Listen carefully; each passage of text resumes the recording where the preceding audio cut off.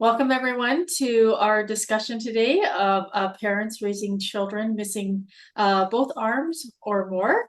We're so happy to have you all.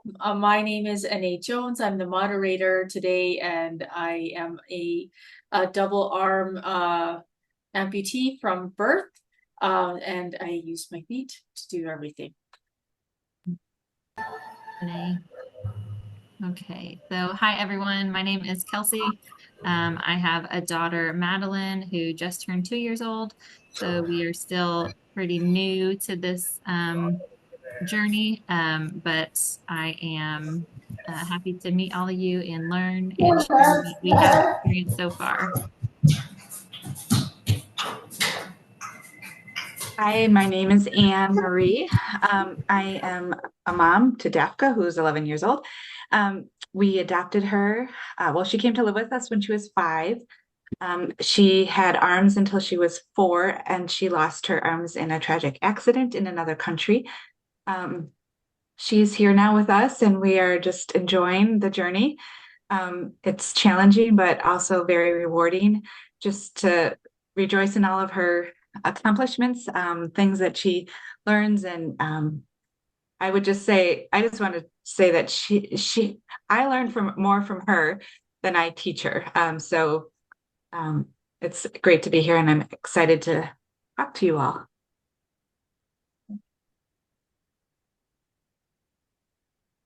Hi, everyone. I am Jackie. I am mom to Tali. She's 7 years old. I adopted her from India when she was 3, and she was born with tetraamelia syndrome. So she is missing all 4 limbs in totality without any residual length. And we are just thriving. She's really, as she gets older and kind of gets more used to how her body moves and how her brain works, it's been really cool for me as a mom to witness how she just naturally adapts to her environment.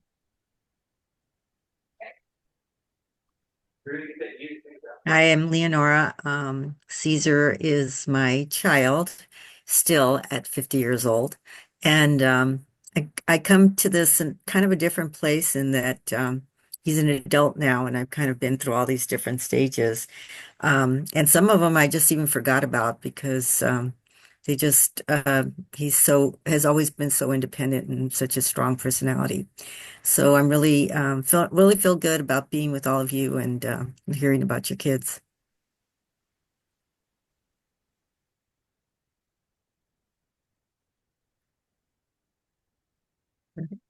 Oh,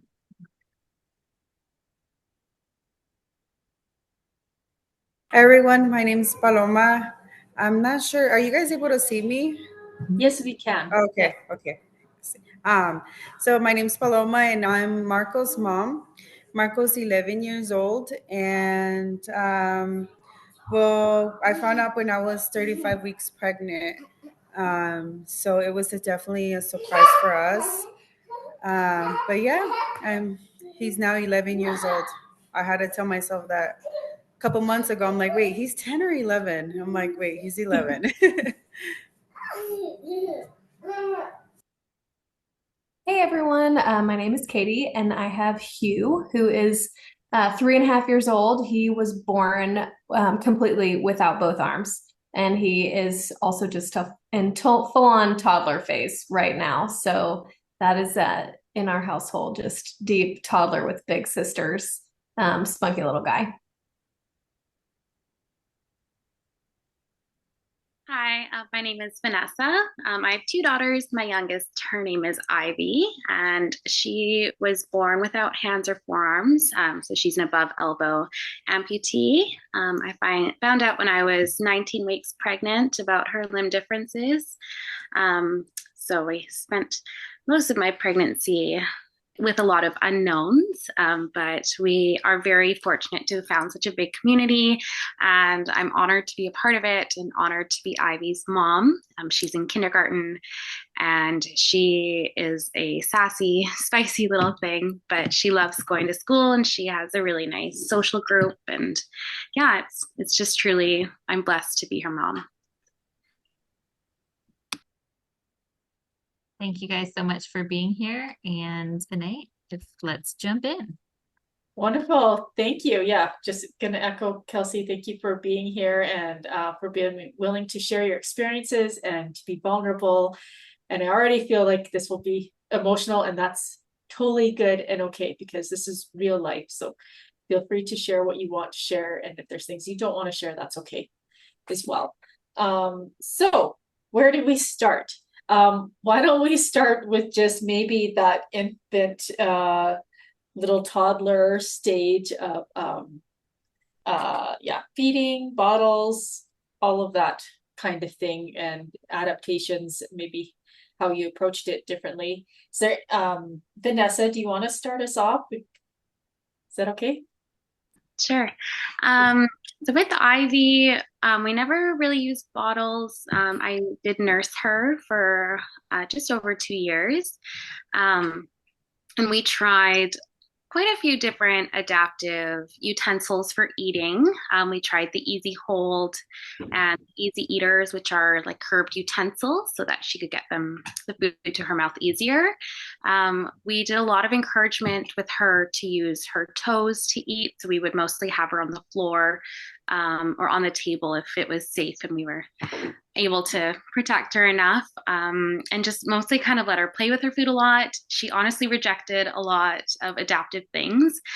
She's a younger sister, so she wants to do absolutely everything that big sister does. So whatever big sister was using, that's what Ivy wanted to use as well. So I think my biggest I guess learning curve and what worked best for us was just for me to kind of take the back seat and give her the time and the space to figure out what she wanted to do. And she would always let us know. She's been very vocal since birth, and she's been very determined. And so, it took some learning on my part to be patient, to not always rush in to help her, but to step back and allow her to struggle sometimes. But she was always determined to do it on her own. She wanted to do it on her own, and she uses regular utensils now. We don't use any adaptive cutlery or anything like that for eating. She just mostly uses her arms and her chin. If she's at home, then she'll sometimes use her toes as well. But for eating, she primarily just uses her arms and her chin, and she uses regular cutlery. Yeah, so she took the lead on that one for sure. Awesome. And what about like cups? Did she have anything special for her? She just uses a regular water bottle. It has like a little button that pops it open. And then there's a straw. Straws have always worked really well.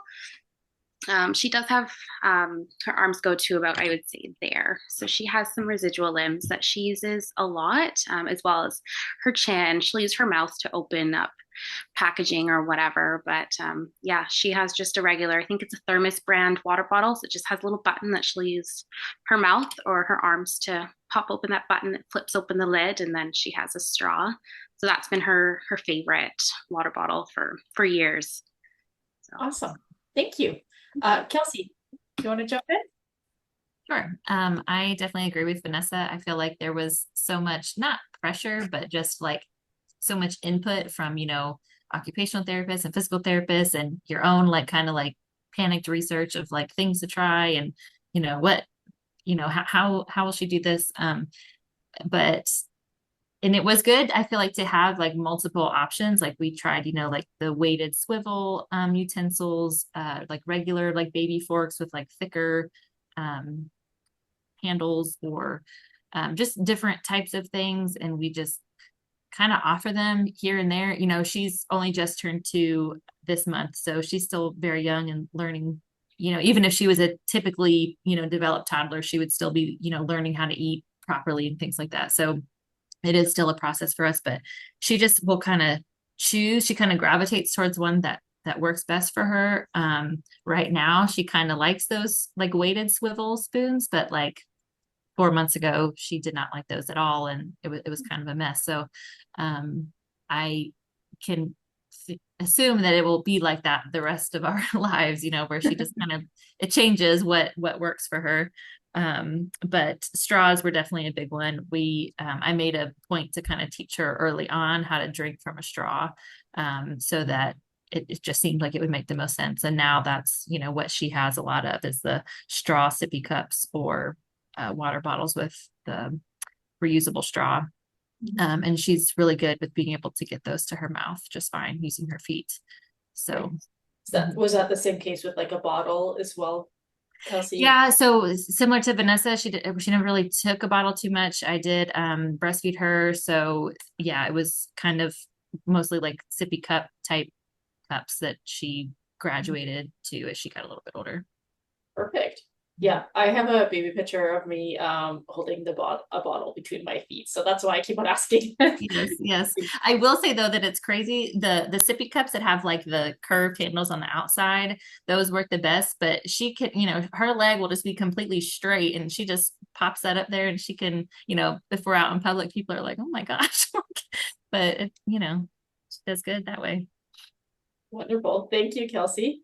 And did you want to share? Did you say Anne? Me, right? So my daughter, we didn't get, we missed the baby stage with her. She definitely uses straws. One thing I'll mention is we keep straws in our glove compartment and plastic forks. So if we go through the drive-through and there's chicken nuggets, she can eat them with. I often forget to ask for an extra fork through if we're in a drive-through, so that just keeping those, and then like anything in a can or anything that comes without a straw, we have those straws already for us. Baby wipes in the car to wash her feet before she eats is really good. Obviously hand sanitizer. Um, I will say that, so she does have prosthetics. She wears them. She can eat with them. She prefers to eat with her feet, whether it's, with a fork or sometimes with her mouth. The prosthetics are her last resort.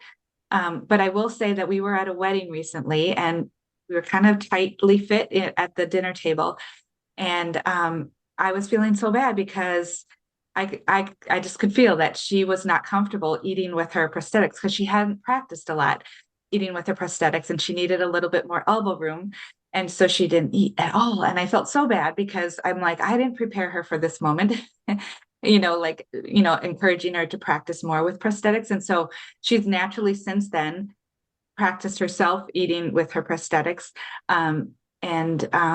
Just kind of preparing for those times where, she can't eat with her feet in a public setting. She does, I should say she does have the ability to eat with her prosthetics. Some kids I realize don't, but for her, that's kind of what I can contribute to the eating aspect of things. Mm-hmm. Are there any like problem foods that she has some, tricks that she uses to eat? Like, I always like try to squish my burger down and have it cut in half because that makes it easier for me to grab it between my toes.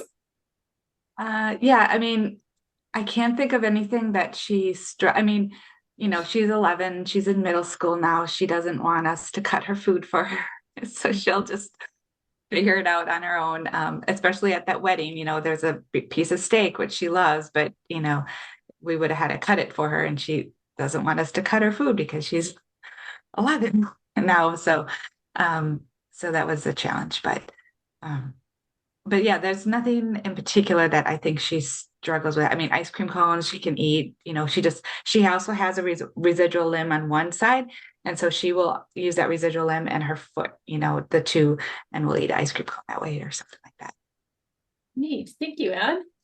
Paloma, and you don't have to go all the way back to baby stage if you want to talk like currently. Now that you guys mentioned my son Marco, the same. He does not want me to, like, we go to In-N-Out. He loves In-N-Out, and his burger, he just doesn't want to cut it. He wants to like squish it, and then he just bites it. But growing up, there wasn't really much around that time. Till now, I feel like there's a lot of new things, but straws is our biggest. We use straws and like those spoons that are like flexible. But besides that, he's very flexible as well. Yeah, he is pretty flexible. So I don't think we use any adaptive stuff here in our home, besides like a high stool and stuff like that. But yeah, he doesn't like me cutting his stuff. Mm-hmm, mm-hmm. Yeah, they'll probably grow out of that. I'm at a stage now where I will very welcome people to cut my food for I'm me. like, it's Or easier.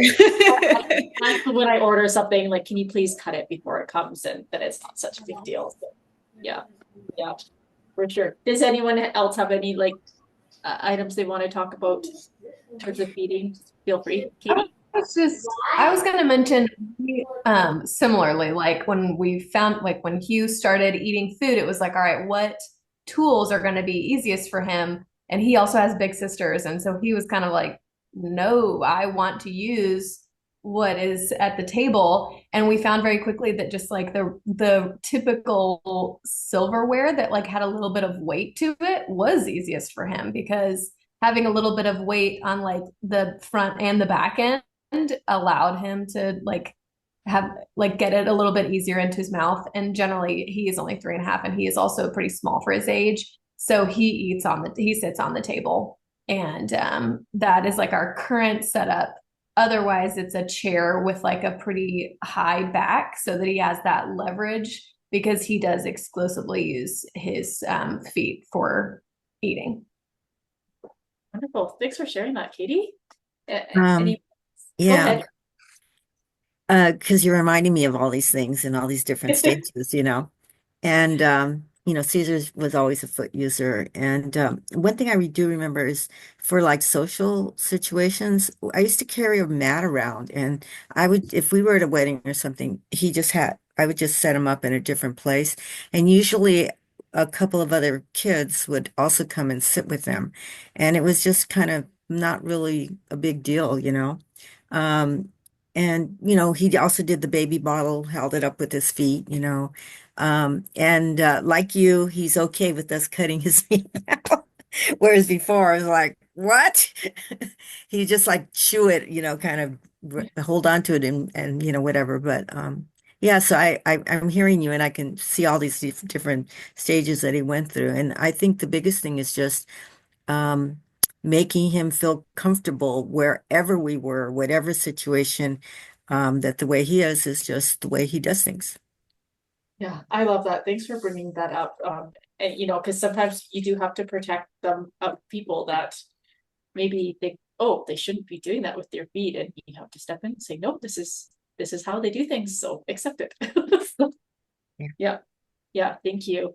I did want to share just in case anyone in the future, because we kind of struggled looking for like the right kind of like high chair or setup to where it would work well. And she did sit in a high chair like when she was like a baby, like probably 7 months to a little over one. She would sit in the high chair and kind of have one leg up on the tray, and she could kind of get food to her mouth that way. But as she got bigger, that became, and especially once she was eating more than just like a few bites of something at a time, that was not very efficient or very comfortable probably. So we just have a regular height table, but we found a bar stool like with a back on like Facebook Marketplace or something, and we have her like a booster seat, just like a regular like clip-in, like not like a bumbo seat, but just like a floor booster seat, sitting on that chair that we like Velcro strapped her on the back so it's extra secure. And so she's foot height with our regular table, and that has worked really, really well. So, and I assume probably will for quite a while until she's big enough Right. to sit. And I'm assuming, yeah, because that chair is probably, the booster's not as deep, so then it doesn't obstruct her Yeah. her knee and leg. Yeah. Perfect. Just Jackie, wanted to go ahead. sorry. Go ahead. I just wanted to share that we have a graphic design chair. So those chairs come up a little bit higher. They have wheels on them, and she's able to wheel herself over to the kitchen sink and wash her feet, which I make her do after she gets home from school, and then or before she eats, and then she can wheel herself over to the kitchen sink, wash her feet, and then and without touching the floor, wheel herself back to the kitchen table and then eat with clean feet. So the graphic design chair was like something it took a couple years for us to realize that's what we needed.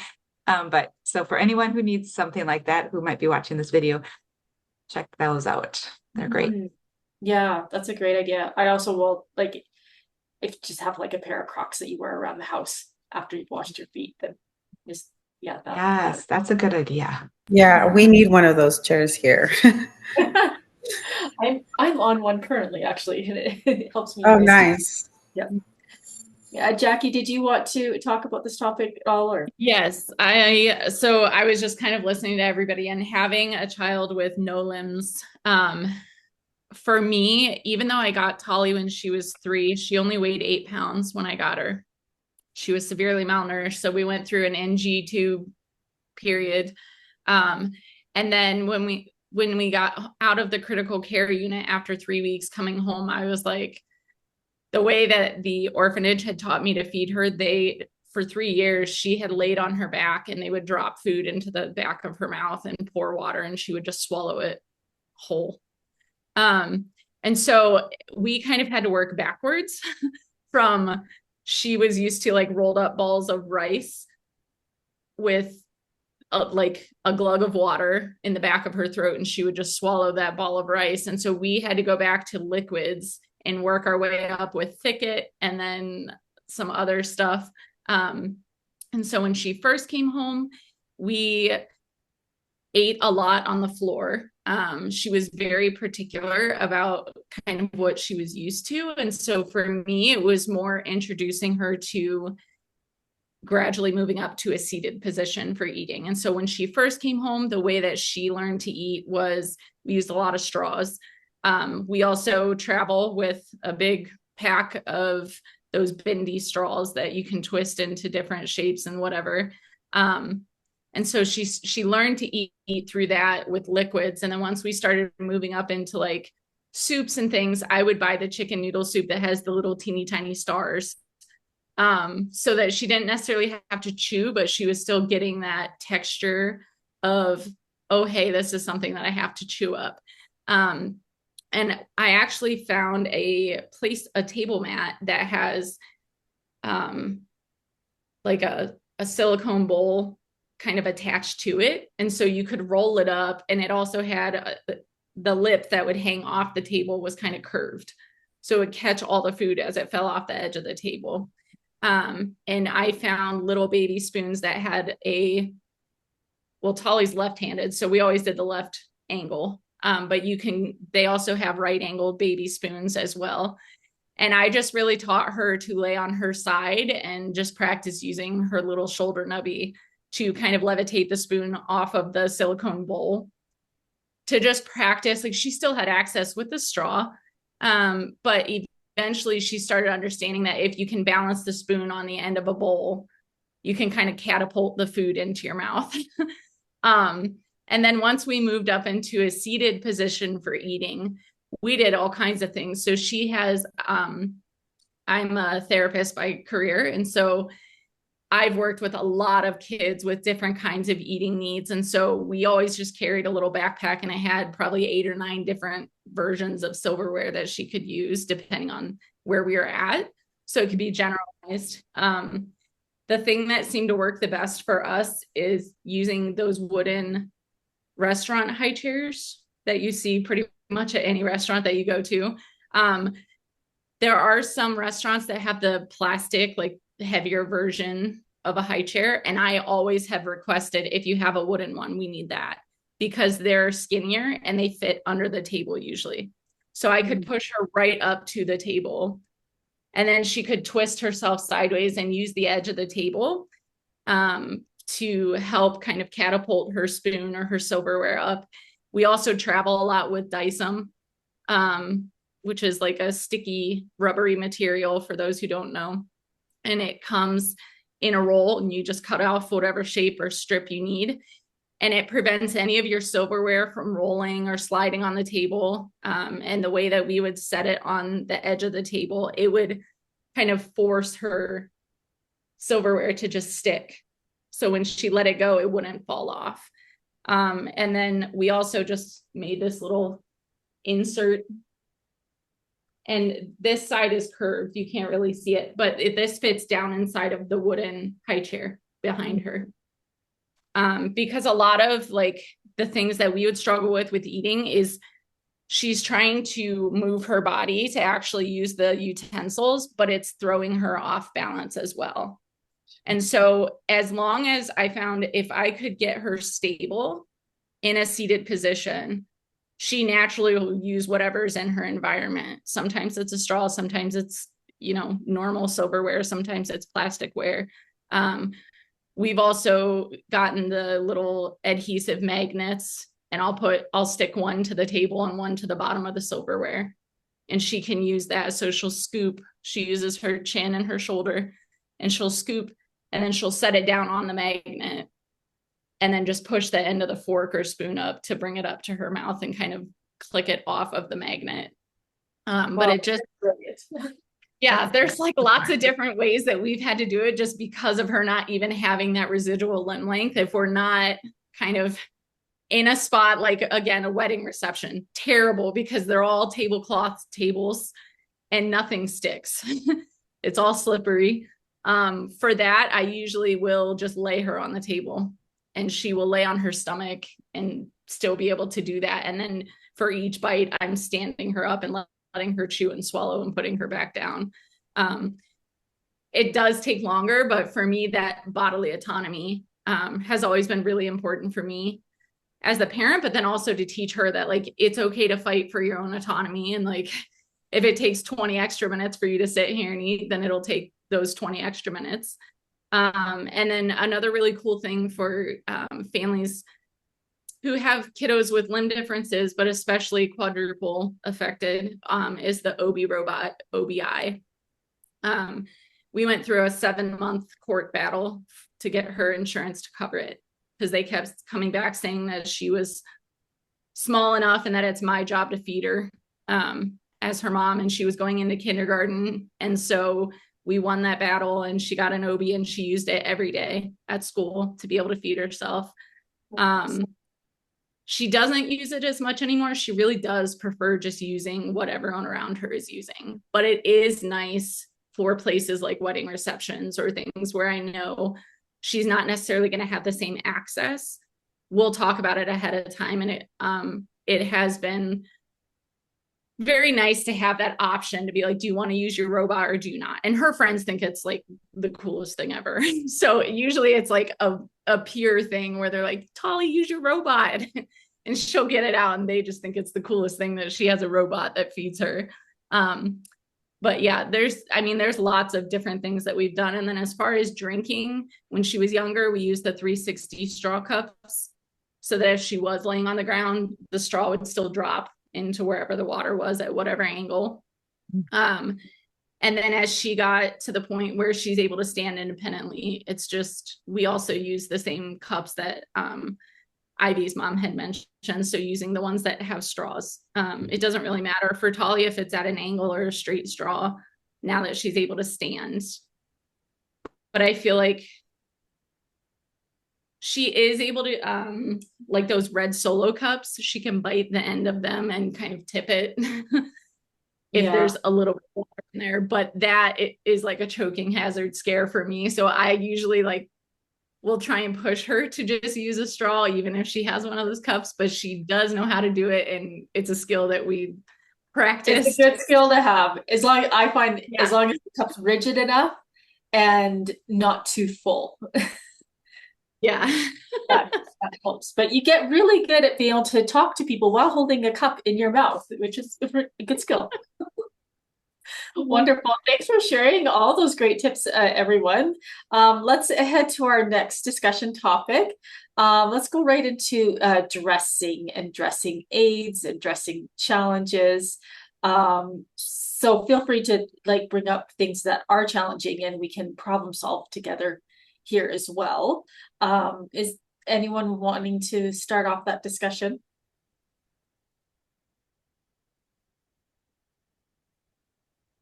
I can talk about what I use, but go ahead, Vanessa. Well, so undressing has been easier for Ivy. She can strip down and take everything off. She'll kind of just tuck her little arms into her shirt, and then she'll lift. Sorry, I'm not very flexible, but she'll use her toes and just lift her shirts over her head. She'll use her toes to take her pants off and everything like that. So that she learned fairly quickly. We are struggling, I think, just she's 6 and she wants to be very independent and she wants to get dressed by herself, and she can put shirts on by herself. And she can get her pants mostly all the way up, but she obviously struggles to pull them up all the way. So we started trying hooks on the wall. I think, Anae, we got one from you at some point. So she's working on that, on, she'll get her pants up most of the way, and then trying to hook the back side of the pants onto the hook, and then squatting a bit to pull the pants up all the way. But yeah, we're working on that. We're excited to go. We're going to go to Texas this year again to the conference and see more examples of dressing trees and stuff, and see what we can build for her. And last time we went, she was only 3, so it was hard to be like, what do you want and what do you want to try? But with her being 6 now, and her being very vocal and independent, I'm excited to see or even like listen to what other people are suggesting, and giving her that choice and the ability to choose. What do you want to try? What do you think will work? And giving her that choice. So yeah. Vanessa, I'd love for you to step back also. When Ivy was really young, you went through a phase where you were adapting a lot of clothing for her. Do you want to talk about some of those adaptations and why you felt it made it better for her? Yeah. Well, I've always hemmed her stuff. I bought a sewing machine and I've never used it. So I still need to learn how to actually use it. But I usually just find people, or, whether it's a teacher at the school that I know that sews, people have been very helpful. Or some of my grandma's friends have always offered to hem her sweaters and jackets and that sort of thing. I think for clothing mods, I think that might be all that we've really done, is just hemming the sleeves of things. She hates when they're long. Like if it overhangs her residual limb a little bit, she just won't wear it. So it has to be like t-shirt length, where, because she doesn't like when the sleeves get in the way of her doing things. So yeah, she's voiced that opinion a lot. And is she working on like buttons and snaps? Oh, zippers? yeah, I wouldn't say, we haven't really worked on that. I think a lot of her sweaters and jackets are zippers, just because it's quick for me to do. For shoes, though, she loves Nike has a pair of hands-free shoes. I think they were the smallest size I could find, so we started with the Nikes. I think they were called Flyes, but I honestly can't really remember. Yeah, Flyes. Yep. Yeah, and then we tried Kizik's, and she loves the Kizik's.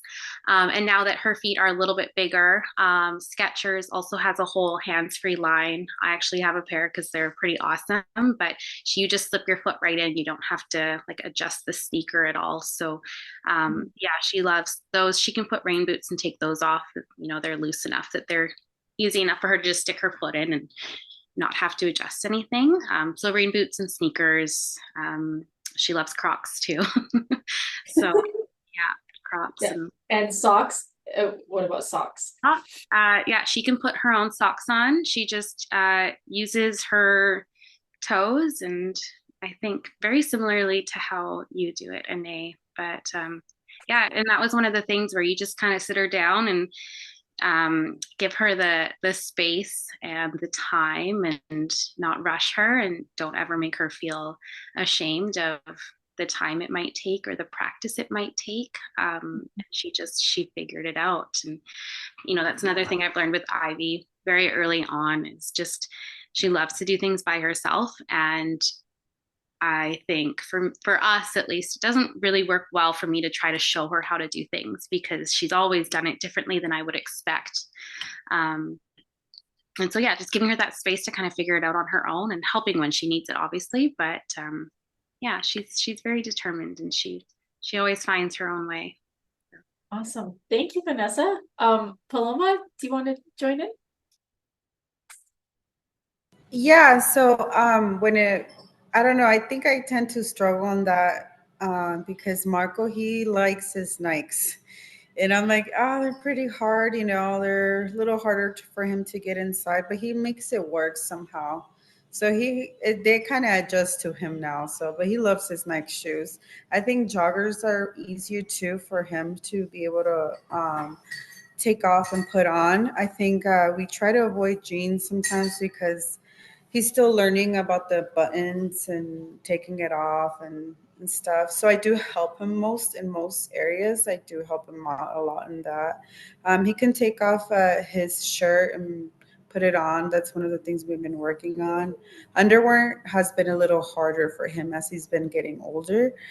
So it's not that easy. His body's more bigger. So we're trying to work on that too. But so far I put like really easy clothes on him that he can take off and put it back, or I can help him out. But we also got the hook. I believe we got it in the last. Yeah, Jessica had a bunch of Yeah, and I'm gonna bring it. I'm like excited because I want to bring it for next meeting because we've been struggling with it, and I was like, okay, I need help. So we're gonna bring it in. Okay. So yeah, Marco, he's like ready to use it now. Back then he was just kind of stare at it, and now he's like, can we go over it? I was like, you know what? Let's wait in October. We'll bring it. He's like, okay. So yeah. I'm so proud of your kids that they are so independent because I didn't have those types of things growing up. And like, I honestly didn't have, I changed the way I dressed after high school. I was still getting on with my jeans because I couldn't do up jeans. And there wasn't nice clothing back then that, was elasticized stuff was, stuff your grandma wore. So it's Yeah. so nice that there's like so many modern options now that look nice, that are a lot easier for those with different to handle. And yeah, definitely at the next Skills for Life, we'll do a demonstration with using a hook for dressing and all of that. So that's Yeah, great. I'm gonna have it ready for him. He's excited. Awesome. Yeah, and honestly, it's just trial and error because everyone's body is a little different and how they maneuver. And I'm sure Vanessa describing how Ivy's getting her pants up most of the way is she's probably doing kind of a shuffle and a back and forth and getting her. Yeah, I've done all of that, so totally get it. And I think you had wanted to add in on this topic as well. Yeah, I just wanted to piggyback off of Vanessa. I think our daughters are very similarly structured. So as she's describing her daughter, my daughter does a lot of the same things. So I just wanted to piggyback off of her. My daughter also uses Kizix. The one issue we have is she uses them she wears them all the time. She doesn't want to wear socks because she does all of her schoolwork with her feet. So she'll put socks on, but then they'll be off in like 5 minutes at school. So then her shoes really smell. So I wash these things and they can only wash so many times. And the last pair got she's like, they got so bad that I mean, I had just washed them. She was at gym class. She finished gym class. Her feet was sweaty. She's like, Mom, it was all goopy inside. And she started to have feet problems, like itchy feet, like fungus kind of issues. So um, like anybody can fill me in on what to do about that. But what we figured out is that soaking her feet in apple cider vinegar followed by castor oil seems to be kind of calming it down. But I don't know how to, other than to make her wear socks. I'm still struggling on, and she wants to wear gym shoes. So, like the Crocs, her school has a dress code that they can't wear Crocs, but they will allow her because of her situation. She doesn't want to wear Crocs. So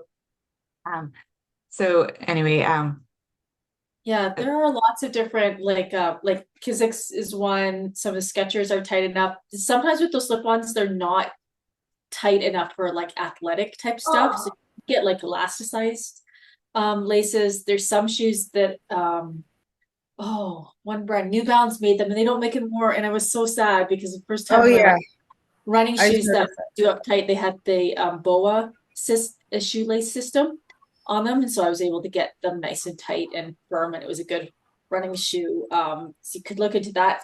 Socks idea. I use these for art, but what it is, I think it's kind of like a sock or a dance kind of sock. Just a second. It's gonna cover most of my foot except my toes. my daughter has those exact same pair. But she doesn't want to wear them either. She doesn't want to wear those either. I mean, she did Yeah. for a while. She did all of last school year she did, but this year she's just given up on socks completely. So Yeah, I totally get that. That, you know, it'd be like you going around with mitts With on your mitts, hand right. all the time. Yeah. Yeah. Yeah. But you know, so I'm gonna say, okay, well, if you want to wear your shoes, you're gonna have to wear socks because I can't keep buying these Kizik's every 3 to 4 months because they're expensive. It's Um, true. but Correct. um, but anyway, we have just real quick. We have a dressing tree. My husband built out of a 2x4 on a flat, and it has kind of a wide base, so she can stand on it, which will stabilize it. And then it has various hooks all around, you know, for in different directions that she can experiment. He just bought a miscellaneous bag of hooks that were all these different hooks. And then she painted it. We painted it the color she wanted. She doesn't use it, but it would be great for somebody who wants to use it. And maybe she will someday. It's in her room. It's available to her. She basically hangs her prosthetics up on it, or her purses. Anyway, but that was a very simple dressing tree that my husband was able to build for her. And I think it would work great for somebody who wanted to use one. She Um, may need it later on, like when she starts wearing a bra and stuff, and be able to pull it down in the back. So you have hooks yeah. that go up and hooks that go down and stuff. So, Yeah, I mean, yeah, I keep encouraging her. Look, well, there it is. She did get the hook so she's, you know, into style now a little bit, getting more and more. Her friends are getting into style, so she wants to dress like them. Zippers and buttons on her pants are incredibly difficult. So we went to Target and tried on all these pants, and I said, I'll buy them if you can get them on yourself. So she made sure everything was buttoned and zipped, and she worked really hard to get these up. But it's just because she wants to wear these so badly. And you know, just practicing with the buttons. I can't say that she's there yet, and I think she's starting to realize, like, okay, this isn't going to work for me very well. And, you know, I think she's becoming more open to more elastic waistbands, but yeah, and there's a lot of like jeans now, even that have a bit of elasticized in them. I even have a pair of pants that have buttons and zippers, but there's a little bit of elastic in the back, and so I never have to undo right. any of So they have zippers and buttons. Yeah, Okay. and I just keep them done up. Yep. Yep. And Go I ahead. just want what the last thing would say is we tailoring pajamas are really important, because she would get kind of, if they have sleeves, she gets tangled up and then stuck. So I would just say that tailoring her pajamas that were long sleeve, but now she just wears short sleeves. So No, that is really good. Yeah, those long sleeves really do get in the way. I agree. Lenora, did you want to talk about with Caesar, like just maybe some tips and tricks he has for dressing, or maybe adaptive clothing that he has? It's interesting listening to all of you. Caesar, no, Caesar wore sandals. He didn't wear socks. And the only time he wore socks is if it was cold, and I would just cut off the ends, you know, just keep his feet warm. And in fact, school, when he was kindergarten, they got into no, you have to wear a closed shoe. So that's kind of my more advocacy side of it, you know, because I started with the nurse and she was just adamant. And I just went up the line until I said, look, you wanting him to wear shoes is like another child wearing mittens at school. He just can't do what he needs to do without it. And they finally backed down. Now, of course, I'm talking to Caesar as a little boy, where you guys are, but then, you know, then he gets older and he wants different kinds of things. And I don't know if you know, today, Caesar is into these designer athletic shoes that, by the way, have shoelaces and whatever, and he just wears them really loose. And the same thing with the clothes, you know. Caesar, being really an executive, you know, wants to wear the suit and the whole thing. And it's really unpractical, but he's figured out ways to make it work, the looseness, you know, all that kind of stuff. The dance that you guys do to deal with your clothing. So it's kind of like, kind of a progressive thing. And really listening to your child uh, in as they go through these different stages of development, and really trying to support them. And like I said, at the beginning, he was just not going to do it. And so I was going to support him in that. You know, everyone, you know, the, the institutions have to adjust and get over themselves. Yeah, thank you for sharing that. And yeah, I certainly have gone through all of that, where like finding jackets that have the double zipper, so I could do it up on the floor and, put it over my head, or I will only buy winter jackets now, or even rain jackets that have snaps, because then I can use my foot and my mouth to do a snap, and yeah, makes it easier. So great. Anyone else want to add anything to our clothing topic?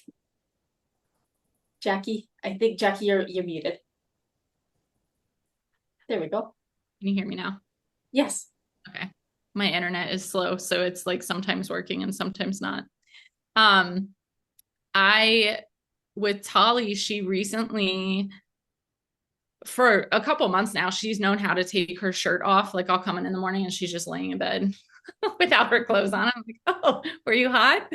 And I could never catch her doing it. So I had no idea how she was getting her clothes off. But she showed me the one day in the living room on the carpet, she'll kind of shimmy down her shirt so it's up above her shoulders. And then she just uses her head on the carpet to basically pull her shirt up over her head. And so doing that, I then taught her to do the reverse to get it back on. So she would push her head up through the head hole and use the carpet and then her like upper back to pull the shirt down. Recently, probably in the last, 2 months, she's learned to put her shirt on and off while standing. Her OT has really been working with her, teaching her different ways of doing it so that she's not stuck with just one method. And so now to get her shirt off, because she's left side dominant, from the time I got her, she wears her sleeve under her nubby. She does not like anything over it. Not even a tank top, spaghetti strap, nothing. It doesn't matter if it's like dead winter, -4 degrees. She will not wear anything that covers her nubby.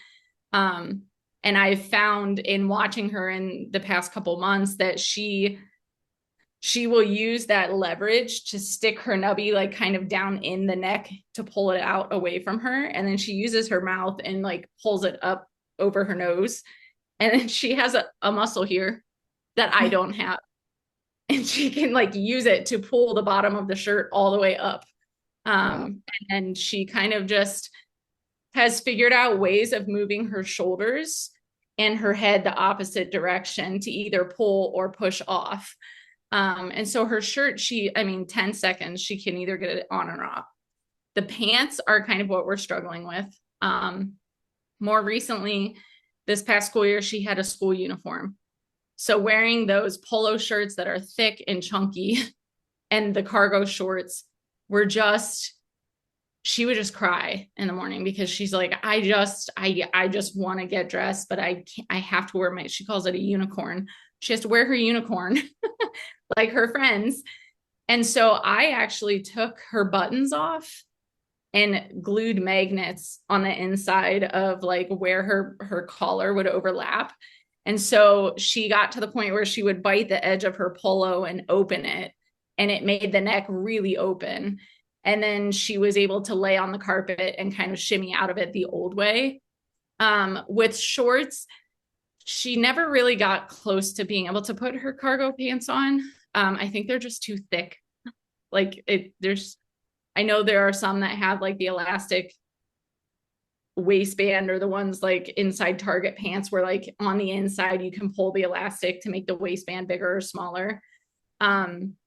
But I found recently we've been wearing a lot of the stretchy gymnastic shorts. And I one day on Amazon ordered suspenders. And so I will clip them on the back of her pants, set her down in the middle of her pants, and she will bend down and bite one shoulder and pull it up really hard, and it will pull it up over her hip on that side, and they'll clip off, and then she'll pull the other side up. And I actually have another friend who has a little girl with her arms missing, and she has residual limbs down to the elbow. And so she even has been doing that to get her underwear on. She's able to hook her little elbow under there and kind of pull up on it to get her underwear up over her hip onto her waist. And so that's something that we're working on now, is like trying to figure out if there's a method similar to the suspenders, but because they're baby suspenders, they're not like super strong. So coming up with our own little clamp system with elastic on it so that she can actually either pull it up or hook the like the elastic to a hook on the wall and kind of pull either away from it at an angle to get it to come up at the right spot.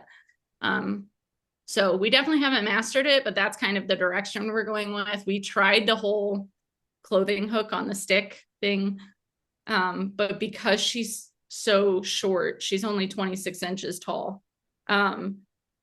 Even from a standing position, she can't hold the dowel rod, hook it, and then pull up any further than like a couple inches. And so it's not enough to like, she's having trouble figuring out how to bend her body at the right angle. And I feel like when I try and step in to help her use those adaptive tools, she gets really frustrated because my body wants to have her do it in a way that her body does not want to do it. And so I found that for me, it's more important that I don't push her using specific tools that are like built for that specific purpose, but kind of coming up with those off the wall ideas of using things that aren't necessary. They're not meant for that, but I feel like she does better using random things in her environment than she actually does using the adaptive tools that were made for that specific purpose, at least until she's bigger.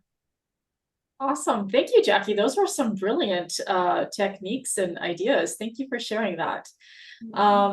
Okay, maybe let's shift into a little bit of a different topic, and then we can go back to some of those other like practical things. But I'd love to talk about stares and comments, and then go into family dynamics and how that, you know, having a child with a limb difference and siblings and all of that. But yeah, let's dive into how do you deal with stares and comments. And Katie, I was wondering if you could start us off.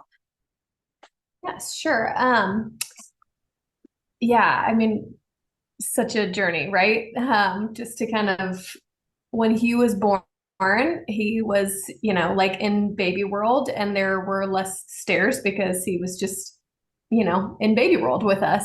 But also like he does have older siblings, so he is a part of our school community, and we're, you know, active in our church and just around Atlanta in general. And so pretty quickly, we learned that when we were going out to like playgrounds and things like that, obviously like he was going to get approached just like kids approach typical kids or whoever that they can. And so for me as a parent, one of the things that was really helpful was having my community around, especially whenever he was like really young and I was still very much figuring out what it looked like to have those interactions with other kids of all ages and also adults.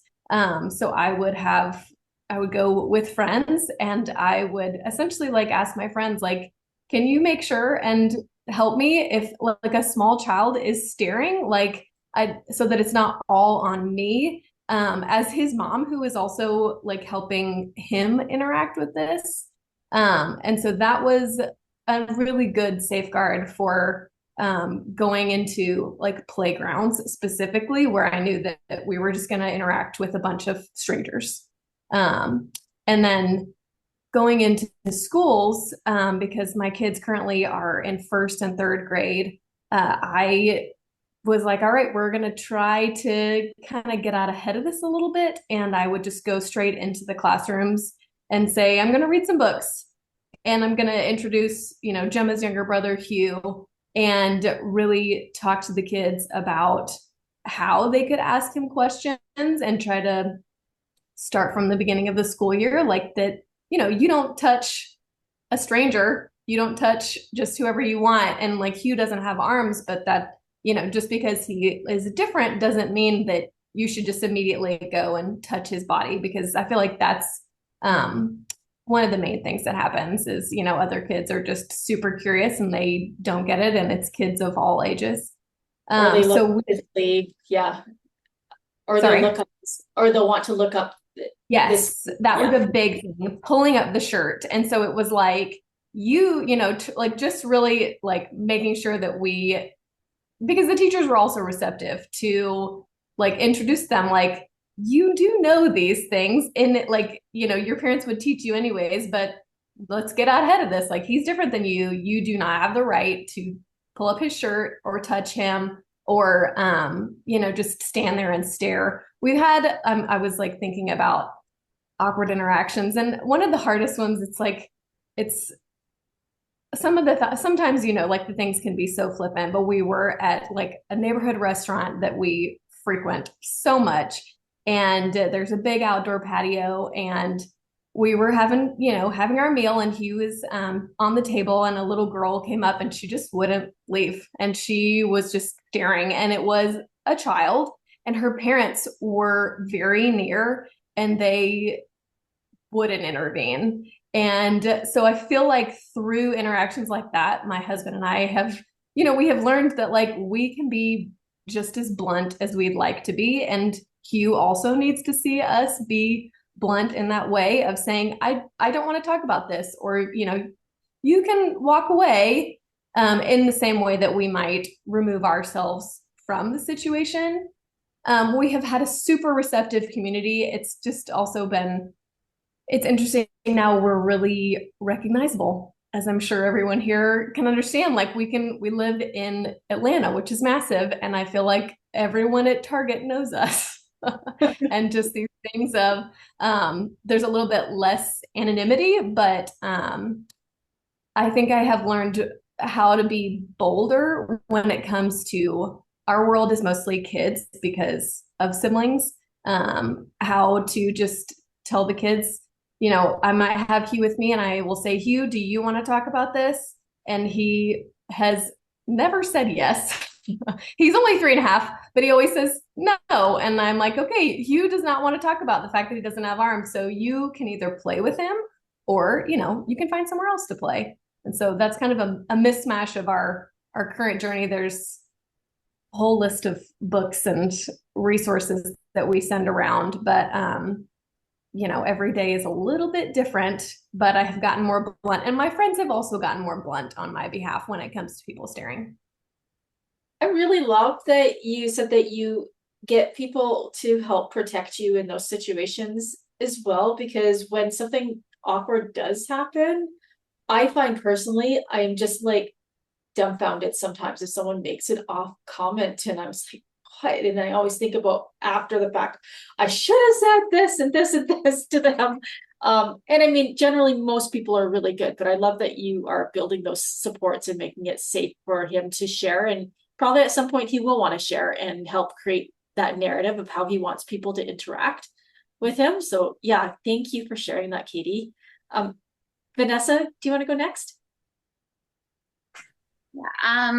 I would say that I've definitely gone through waves and phases of how I've dealt with things. I think when Ivy was young, I was very like passionate about using every moment as like a teaching moment, because I really wanted, you know, I know other parents aren't necessarily going to do it. So I felt like it was on me to educate other kids and to teach them, you know, it's okay. She was born this way. She was born different. Everyone does things differently, and that's okay. And that's great. And I had a lot of energy and capacity for that. And then I've gone through phases of my life where, like in the past 6 years, where I didn't have the capacity for that. And so I either just do my very best to ignore it and hope that Ivy ignores it. And then I've gone through phases where, like Katie was describing, I'm just a little bit more blunt and less teaching and just like, oh, it's not kind to stare. Please stop staring. You know, and there are times where, like, Ivy is 6 now, so she notices when kids are staring. It makes her very uncomfortable and she doesn't like it. And sometimes she'll tuck her arms inside her shirt to try and hide, which that makes me sad. I don't ever want her to feel like she has to hide herself. So, you know, I try to read her and how she's feeling that day as well. And that will kind of inform how I react. But also, like Anae said, sometimes things happen and I'm just like, you can prepare yourself all you want for these situations and you can have a list of, okay, I would say this and I would say this and I would say that. But then someone says something that you weren't expecting and I freeze, like Anae was saying. I think one of the ones that sticks out to me is we were at a park and Ivy was just happily playing, and this little girl and her mom were playing nearby, and the daughter says, "Mommy, look, that girl has no hands." And then the mom says, "Oh, that's so sad." And I like it gutted me, and I should have been like, it's actually not sad at all. Like, what's sad is how you're viewing her.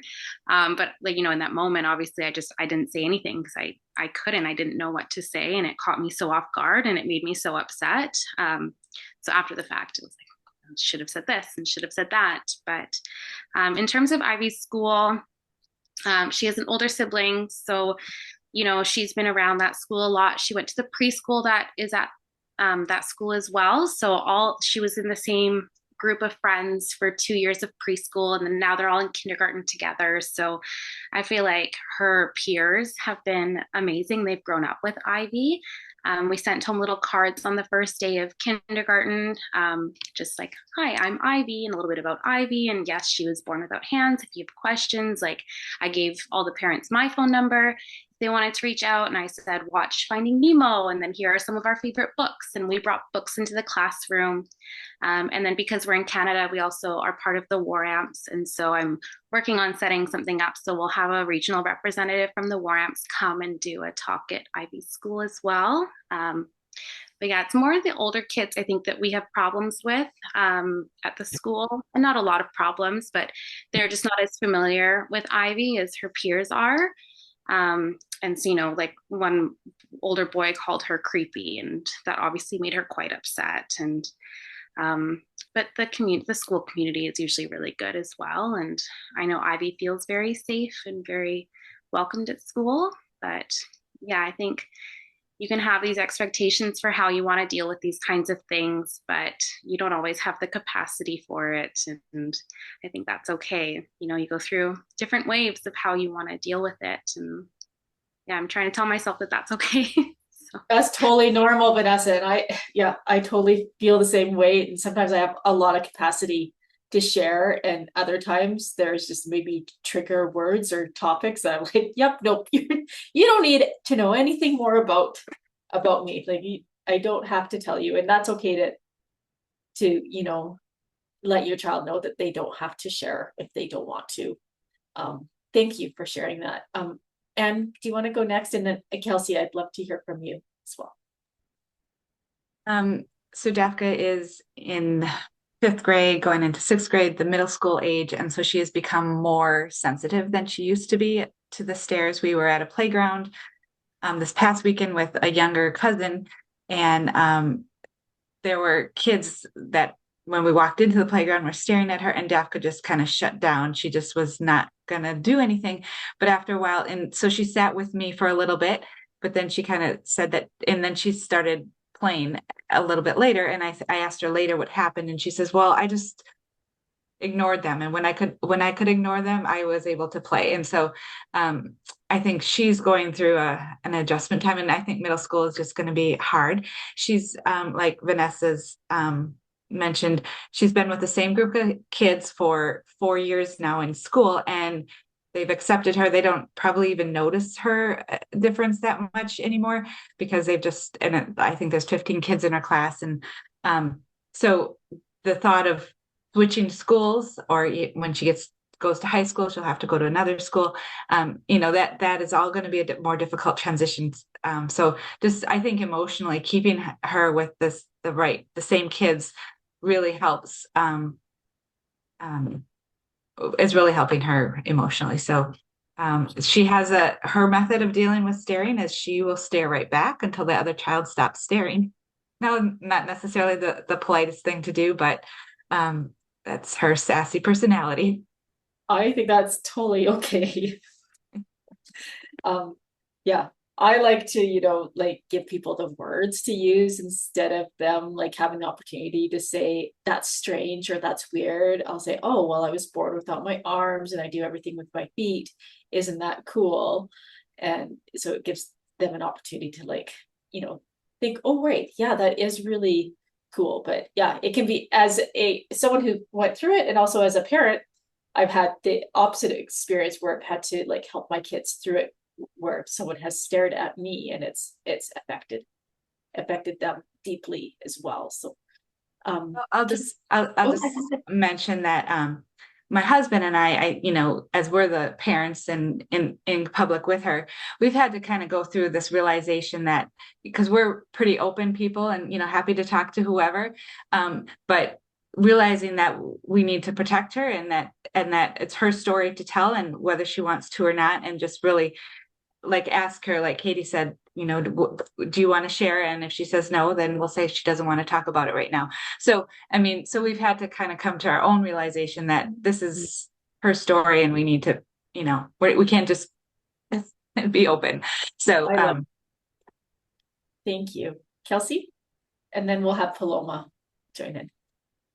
So I feel like this is a area that, I do not have a strong grasp on yet. I kind of keep waiting for the day that I'll wake up and feel like, I've found the perfect response, or, I feel more positively about it. Just because I feel like how Vanessa was saying, sometimes you don't have the capacity. I feel like that's kind of how I have felt about it since she was big enough for people to notice her. Like Katie said, when they're little, it's like you don't really have to deal with it as much. people don't really quite notice. But as she's gotten bigger and I don't know. I feel like my husband's in the military, so we have a great support system, but they're nowhere near us, right? So she has a lot of family that loves her, but we see them a few times a year. They're not going out and about with us. And obviously during the week, or my husband's at work, it's just me and then the kids. And so I am like the line of defense, or however you want to look at that. I guess I'm the adult that's with them. And so it's hard because I feel like I kind of feel defensive. Like I feel a lot of the time that it is crossing a boundary, the way that kids ask questions or adults make comments. I don't know. I don't feel like I've ever, I shouldn't say all the time. There is sometimes where the kids, will just come up and they're like, hi, she's so cute. And they just interact with her in a much more just regular way. And of course that's fine. But it's it seems like more often it's kids coming up, trying to look in the sleeve, trying to pick up the sleeve, and, or just continuously asking, where are her arms, where are her arms? And so that is, even when you give them an answer, it's hard because they don't seem to accept that. And then it seems like there's never parents around, and it's or parents that are completely oblivious or yes. Yep. And so, in my previous life, I call it, before Maddie was born, I was a lower elementary teacher. And so I'm used to dealing with kids, and it's not, weird for me to interact with kids, but in this capacity, I feel like I haven't got to the place where I feel like I have the right words. And so a lot of times I will kind of just, give them the teacher stare back if they are staring, I'll just, because I'm like, a lot of them are old enough to know better. And so that's what kind of gets me, is that, you're crossing a line or being rude. And so, but I don't know. So I'm loving hearing your guys's points of view, because I don't feel like I have a great one yet. Thank you for sharing that, Kelsey. Paloma, did you want to add anything? Well, yeah, I think we've been on a journey too. I feel like, moving, and when we were a military family, so, a lot of people are new to this. So we would get some stares, and now, sometimes he'll make it fun. He'll be like, I got bit by a shark, but it's not fun, so he'll make it funny. He's a boy, now he just directly tells them, I wasn't born that way and stuff like that. He doesn't like to explain himself, and he just straight up is like, I don't have them, because they usually come up to him and be like, where are they at? And he just really doesn't like that at all. I just look at him and he's just like, they're stepping on his space. So that's when I try to come in, but not really, I'm the mama bear. So I'm like, I don't know, but yeah, we've been having some issues. He's going to middle school, and it's like he's been in kindergarten since the same elementary. So he has been, it's been hard. It's been hard for me to try to find the right school for him, because you can look for the best for your kid, but you never know. So we're just struggling on that right now because we just moved also, but I'm still taking them to the same school right now. So he's scared because of the stairs. He really says people can just look at him and just move on with their day. That's how he says it. He's like, I wish I could just people look at me and just move on with their day, not ask me anything, not have to randomly walk somewhere and make it like sometimes, people say it at the random stuff and it's like so quiet and we're just like the intention. We're just like, oh my gosh.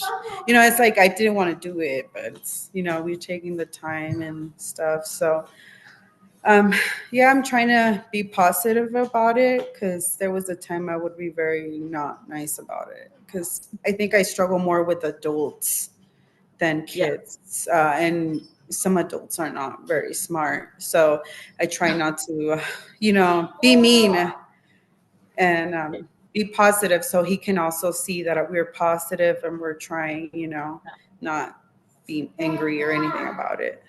That can be such a difficult thing, because I know, like, just based off things that were said to my mom, she instantly gets her back up with anybody that asks about it. I finally had to tell her, like, I don't want you to react that way because I want to create a positive experience here. Because most of the time people are like, once you talk to them for a minute or something, then it's all good. You will run into the rare few people that are just rude and you don't need to give them any explanation. But one thing with Marcos that might really help is, doing that kind of little presentation at the beginning of the school year, just letting everyone. Yeah, usually every school year, usually we do that, even though he's in the same school. Yeah. We'll still like introduce. So I'm gonna like, now that we're talking to schools, like that's something that we would want, explain. He gets a little shy now because he's going to middle school, but I told him, no, you cannot be shy. It's so he's just like, but it's so helpful now. I'm like, Right. don't be shy. You got this. We can do Yeah. this. And with his peers, you're like, this is your one chance to ask me questions, and then you're just going to treat me like anyone else the rest of the school year. Yeah. Before we move to our next topic, Jackie or Lenora, did you have anything you wanted to add to stairs and dealing with that kind of thing? I do actually, because I was writing some notes while you were all talking. It was just like really wonderful listening to everyone. And what I found with kids is distraction. Yeah, he doesn't have arms, and then you say, "Do you want to play with this?" And you just move on. And I think because I said, well, Caesar always did that, but I probably did it first. So he probably was just doing exactly what I did. And then with adults, feeling sorry for me. And I'm like, why? I think I'm the luckiest mom in the world. And that catches them off guard. And then they let go of it too, just like the kids. Um, and then I also thought it just seems like we didn't get that much of it. And again, um, I, I imagine that because we talked to teachers and everybody involved with him ahead of time, I know for a fact that they talked to the kids and talked to the adults, and Caesar was very popular in school. I mean, like kids, he used to make them share their lunches with him to get to sit with him. And he would go through their lunches and said who had the best things. And his teacher told him, "Do you know what Caesar's doing?" And, she also became my best friend. Because, he was like the rock star, and he could do Awesome. all these cool things with his feet. So, so I listened to all of you, and I'm not sure quite what is the way to duplicate that, but it's like I said, distraction. Let them know you feel good, and let everybody else help you, which I hear lots of that from all of you. Yeah. I was at the mall one time when my kids were little, and I was with a friend, and this old man came up to us and he's like, I feel so bad for you. And my friend was like, don't feel bad for her. Like, she's mother, she's married, she has 2 kids. She's like, there's no reason you need to feel sorry for her. And so sometimes it's just the language that we use with people. Like, actually, no, you don't need to feel bad for him. He's doing great, or he does all these things. So Jackie, did you have anything you wanted to add? Yeah. So I think having a kiddo with all 4 limbs missing, the severity of the stares for us is next level sometimes, from adults. We get it from the kids, like anywhere we go. Wow, where are your arms? And they're like, how are you driving your wheelchair? That's usually why they're surprised, is like they see her driving a power chair and they can't, they're like, you don't have legs and you don't have arms. So how are you doing that? And so with Tolly, I pretty quickly taught her, when a kid is approaching her, the way that she handles peers is she will find something that she calls the same. So she looks, if they're eating goldfish, or if she has like someone coming up to her with baby shark on their shirt, she attaches to that and she'll say like, this is how my body grew when I was growing in the belly. It just didn't grow my arms and legs. I see you have goldfish, or I see you have baby shark. I like baby shark too. Which one's your favorite? And so it was a way for her to be able to lead the discussion without necessarily like pushing a kid away or not being able to play with that kid at the park, because that was hard for her for a long time, is like kids were scared of her. There are a lot of kids, especially if her nubby is exposed, who will like shy away from her or have a look of disgust. And usually I find that it's because their parents react that way. And so I have had to give myself some grace, but also like my daughter when it comes to adults, because there are times where I will send her to go and do something and I will circle back around to that person and be like, listen, I'm going to put you in your place right now. Because there are some things that like, I don't know. It's like, I expect kids to not have a filter. It's like neurologically, they don't have a filter yet, and that's fine. And I use that, like every interaction is a teaching opportunity.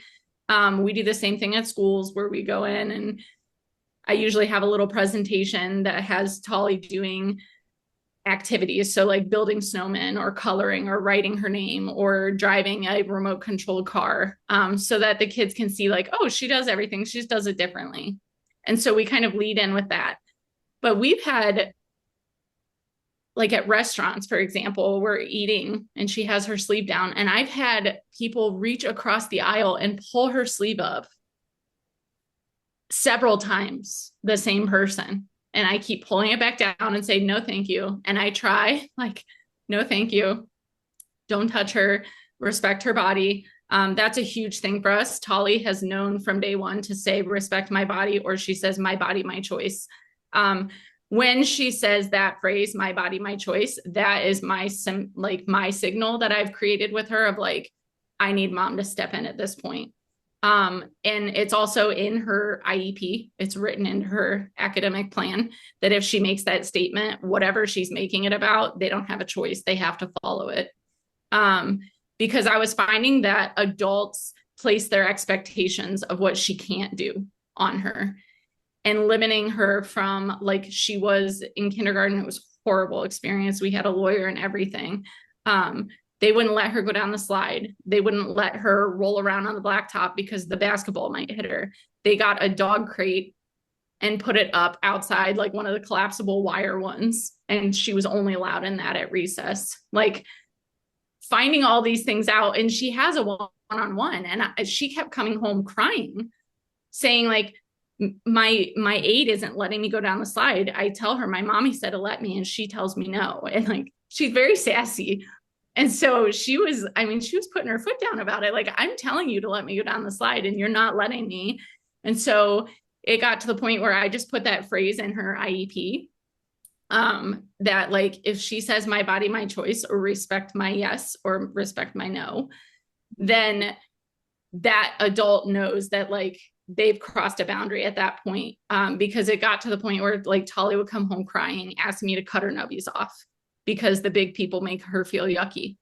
And so like, I think with the stairs for me, it's more figuring out where is the boundary with adults, and usually like correcting the parents who are like, oh, don't talk to that kid when they're like, mommy, what happened to that girl's arms or legs? Like, why does that girl, and they're like, they shame them. And I usually will immediately turn and be like, it's okay.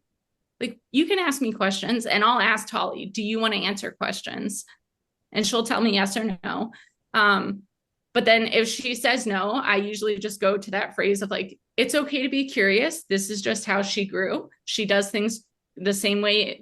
She does the same things you do, just in a different way. But we have to get going. And usually that's kind of how we just like head out from that conversation. But I always try and make parents understand that like, it's okay for your kids to have questions. But if I don't model for that parent how to have that discussion, I find that they shame their kid. And that's when that kid becomes afraid of the person with limb differences. Tolly also will tell kids, like, do you want a nubby bump? And so she'll do like fist bumps with them. She calls them nubby bumps. She also does high fives. And so it's creating those different ways where like you can make it a lighthearted thing, but also like, because there are kids who would want to touch her. And so for me, it was creating that boundary of like, no, you don't get to just come up and squish her nubby, or like feel it, or put your hands in her pants to try and find her legs. Like, those are boundaries that are not okay. But if Tolly is open to it, she will instigate a nubby bump or a high five. And so I feel like those, like coming up with those little phrases, and also those secret phrases as parent and child, of like, if you are ever so uncomfortable and you're shutting down because of it, say this line and I will know that I need to step in and remove us from the situation. Jackie, that is incredible. I love how you are empowering your daughter and giving her a way to like interact with people. That's amazing. I'm so inspired. I wish I could hang out with you every day. Have any of you had like inappropriate, so I don't even know how to say this because I brought this up at so many camps, but most of the people are like appalled when I say it, but I get so many questions about intimacy already for her, like from adults. They will come up to me in public at the children's library and be like, how does she have sex? Or how does she go pee? Just out loud. And usually my like, it's not the best, but I turn around and go, how do you? Totally. Like, I don't even like, that's one of those things where I'm like, I don't know what to say, but right now I'm so mad that I'm just gonna be like, how do you pee? Like, yeah. Because I don't know what the appropriate, like, my other like reaction is she's 18 inches tall. Like, they've been asking me that since she was tiny. And like, I can handle people calling her a baby because she's small, or, I get people that come up and will just pick her up out of her wheelchair and kiss her. And that I can handle. I have my response for that, but it's like those personal questions that like are just so like invasive. And the fact that like, they're not even, not sugarcoating it, but like they don't care that we're in a children's library playing, and they're just out loud asking this around kids and parents. Like, I would just call it what it is and say, I don't think that's an appropriate question for you to be asking. And just leave it at that. And Talia should have those words of saying, I don't need to answer that question. That's not appropriate for you to be asking. I mean, we even have like adults pull their phones out and take videos and pictures of her, like right in front of her. Yeah. And yeah, that's another thing. People want to take pictures with you. And I have told people like, no, thank you. Like they don't need a picture with me. So Jackie, I love that you brought up like some of the school supports and advocacy at school. So I'd love to dive into that topic next. Is there anyone that wants to go first and talk about maybe some advocacy that they've done for their child at school? I think I'm gonna start. So when we first, it's like really challenging because I think it was new to like their school and stuff. So we were just kind of like getting ideas. The schools is really supportive with Marco and his needs. we just, we're trying to use like different chairs for him. Just like really good support with our schools. I don't know what else to say. No, that's good. Are there like any like accommodations that you made like for gym for him, or like are there things that maybe the aides are helping him too much with, like, and then Marco doesn't want the help, or that kind of thing? Well, the only thing he does need the help the most is just going to the bathroom with his school. Like he has a school like with the restroom that that's the only thing he gets help right now, and he's really accommodating himself to be more independent now. He has somebody that helps him with his lunch, to bring it to his desk and then throw it for him when he's done. But that's like about it. Giving him access, his extra minutes after a test or something like that. So they have they're learning as well, but they're very supportive and Yeah. everything. Yeah, I love that you brought up just like extra time to do tests, because that's something that I was very resistant to, and then I realized that needed to be in my toolbox, and it was okay to be in my toolbox to ask for that extra time to write exams. Katie, do you want to share, and then we'll have Anne? Yeah. So Hugh's not he's not active in school yet, but I mentioned his sisters are. And so one of the things I feel like everybody kind of mentioned is getting out ahead of that community. And so one of the things I did to kind of introduce and advocate for him just in those communities was I made a like public book list, because that's, parents and people, everybody loves a book, right? It's like gonna give the answers, even if the answers aren't exactly right every day. And so I would share that in like every internet forum that I am in locally, and then send a message. I feel like someone mentioned this to the classes, so that the parents could know to believe their kid when they came home and said, Ruby's brother doesn't have arms. To be like, yes, like that is accurate. And like, this is like, we are going to be an active part of your community now. And so I would just schedule going in with the teacher and the guidance counselor at school. Our elementary school was just really receptive to that. And so just sitting, and the two books specifically that I liked to introduce to the small kids, because I mean, I'm talking like up until age 9 and 10 is really where we're at in our life. One of them is like, here's how you ask someone questions. And the other one is like, this kid doesn't want to talk about it. And I love to present both of those to the kids, because there is like on any given day, I think that was something that's been like repeated over and over again, is that it's gonna change circumstance to circumstance. And then just really trying to impress upon the parents and caregivers and teachers, like, please talk to us about this. Because as he gets older, and I'm like really gleaning a lot from everybody in this Zoom, is that he's listening to everything that we're saying and everything that the kids are saying and taking on a lot of those emotions. I was so struck by earlier how I feel like everybody kind of mentioned how people will say, oh, that makes me feel so sad about Hugh. And just being like, I was not expecting that to be such a response from like people that are strangers or friends of, I feel so sad for him, or he makes me feel so sad. And so just trying to be in the room as much as I can, and then having to release some other things. But we're just now sort of entering the school phase of like IEPs and what that's going to look like. So I feel like this is super helpful to know. I just feel like what we hear is that it's an uphill battle. And so trying to make sure that I have as many tools as I can.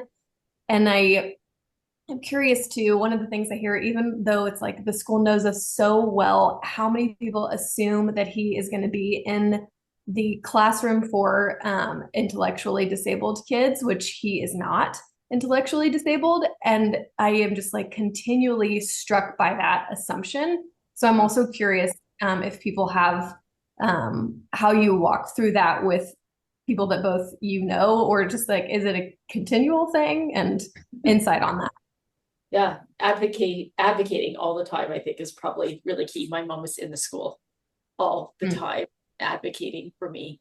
And do you have some experiences to share in terms of like school and everything? Sure. This year DEFCA goes to a private school and they do not have a special needs program. So anything that she's needed, I've had to advocate, or she needs to advocate on her own. I'm trying to teach her to advocate for her needs. But this year, up until this year, it's been great. There hasn't been, she's been pretty mainstream into the classroom and hasn't had too many issues, but her body's bigger.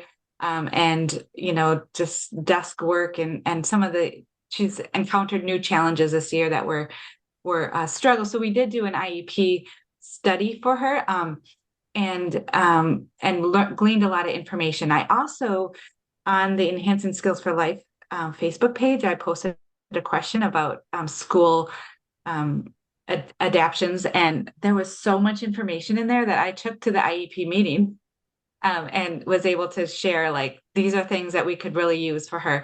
So anybody who contributed to that, thank you. We have a second set of books sent home for her, so she doesn't have to carry books back and forth. She asked for a workstation on the floor, and her teacher was very willing to accommodate her. We were scheduling a day to go in to set that up for her, and then all of a sudden she decided she didn't want to do that because it will be different. But I think next year I'm going to talk to the teacher and just say, can you just make a workstation on the floor for any kid to use? And then she will probably gravitate towards that floor workstation, more so than not, just knowing it's available to anyone and that she could use it. That'll be good for her. So gym class has been a challenge because they don't have a special needs program. So volleyball, baseball, anything with hands has been difficult. So the teacher would try to, okay, here's the jump rope, or here's a soccer ball, and here's a kid to play with you. And that worked for a while and up until this year. So I really had to kind of push. I'm like, okay, this is discouraging her more. So we have her going into the first grade classroom, and she's loving it. She's grading their papers, and she's reading stories to them. And so that's been a very positive twist for gym class. But she also knows that if she doesn't do gym class at school, she needs to, she usually goes for a run with her dad when she gets home. So she still gets the physical activity. So we just have to be creative and making sure she gets what she needs. And then one quick story is she's on the student leadership committee, and one of the things that they do is help with hot lunch and scanning the kids' cards. And one of the really young kids came up to her, and she was supposed to scan his card for their hot lunch. And he must have had no sleep or something. And he freaked out, ran across the cafeteria, hid, and was crying. And then Dafka, she was happy when she got home, but then she remembered the story.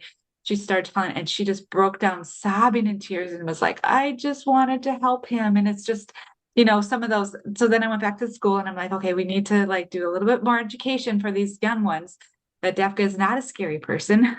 And, so anyway, it's just a learning curve, especially when there's no special needs support staff at the school. So it's a lot of legwork on my part, and communicating with the teachers and that kind of thing. So. And was there any resistance in terms of oh, because she has a physical disability, they thought she also had an intellectual disability, or does anyone have had that experience? Yeah, I mean, she did the testing when she went to that school, the normal testing that they do to figure out where they're at grade level wise, but there's been no consideration that way. She gets all A's and B's, and so. Good for her. That's awesome. Thank you. Lenora, do you want to share, and then we'll have Vanessa? Yeah, we'll just let you. You need to unmute. I'm glad that it came up the idea that because there has a physical disability, that means that they obviously can't think either. And so I remember in second grade, Caesar, he was getting A's and whatever, but then I looked at the report card and it said below grade level. So they had actually he was getting A's in below grade level, which was ridiculous. Um, and I, went to the teacher and I said, explain to me what's going on here. And she goes, well, I just assumed, and I go, well, no, you actually just have to move him up to the top of the class because he is perfectly capable of this. And she did, and that was that. But so it's almost like you have to um, be aware that many people just assume that if you have a physical disability, that means you really can't think very well either. And so, kind of be ready for it. And then the other thing is, I was thinking of like kind of the getting help. In high school, there's a shift there because, and I mention this because your kids are younger, but it's toileting is always a problem, is always harder, whatever. So what they did at Caesars High School is he had a buddy who ended up being his best friend and would kind of help him out to go to the bathroom. And that was really cool. He was in an all boys school. And to this day, he's a good friend of his.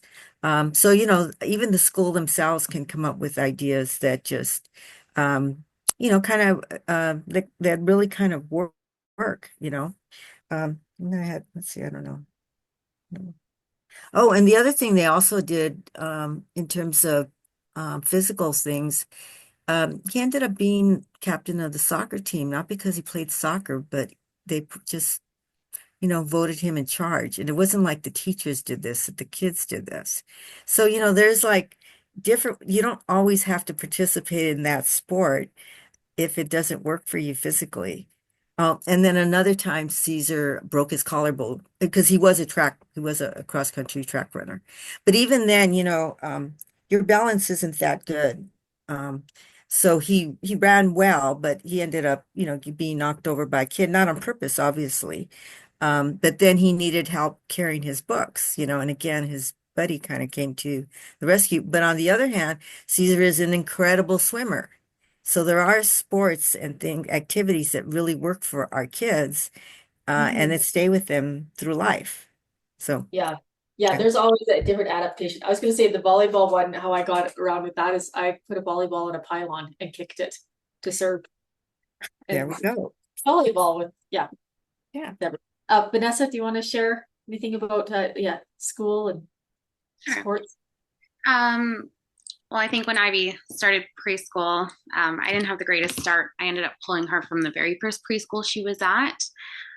They wouldn't support her, and so I was paying out of pocket for a support worker to go in. But the teacher just had the support worker going behind Ivy and sanitizing everything she touched because this teacher thought that feet were dirty. So there's a lot of ableism with that teacher, and it was a private preschool, so there were a lot of walls I was hitting. So I decided, like, this is not one that I want to fight. And if she's not welcome, I don't want her going there anyway. So I think learning how hard to fight in certain situations and then when to walk away is that's still a learning curve for me as well. But our experience with public school so far has been really good. She's in kindergarten. They've been really great with her IEP, and I've been able to sit in on all those meetings and help draft the IEP for her.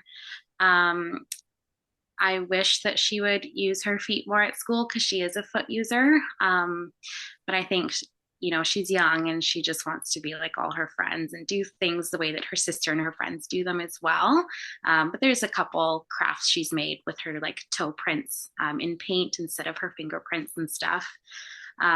She has a support worker in the classroom who mostly just helps her with eating her lunch, just opening packages if there are packages to open, and then toileting.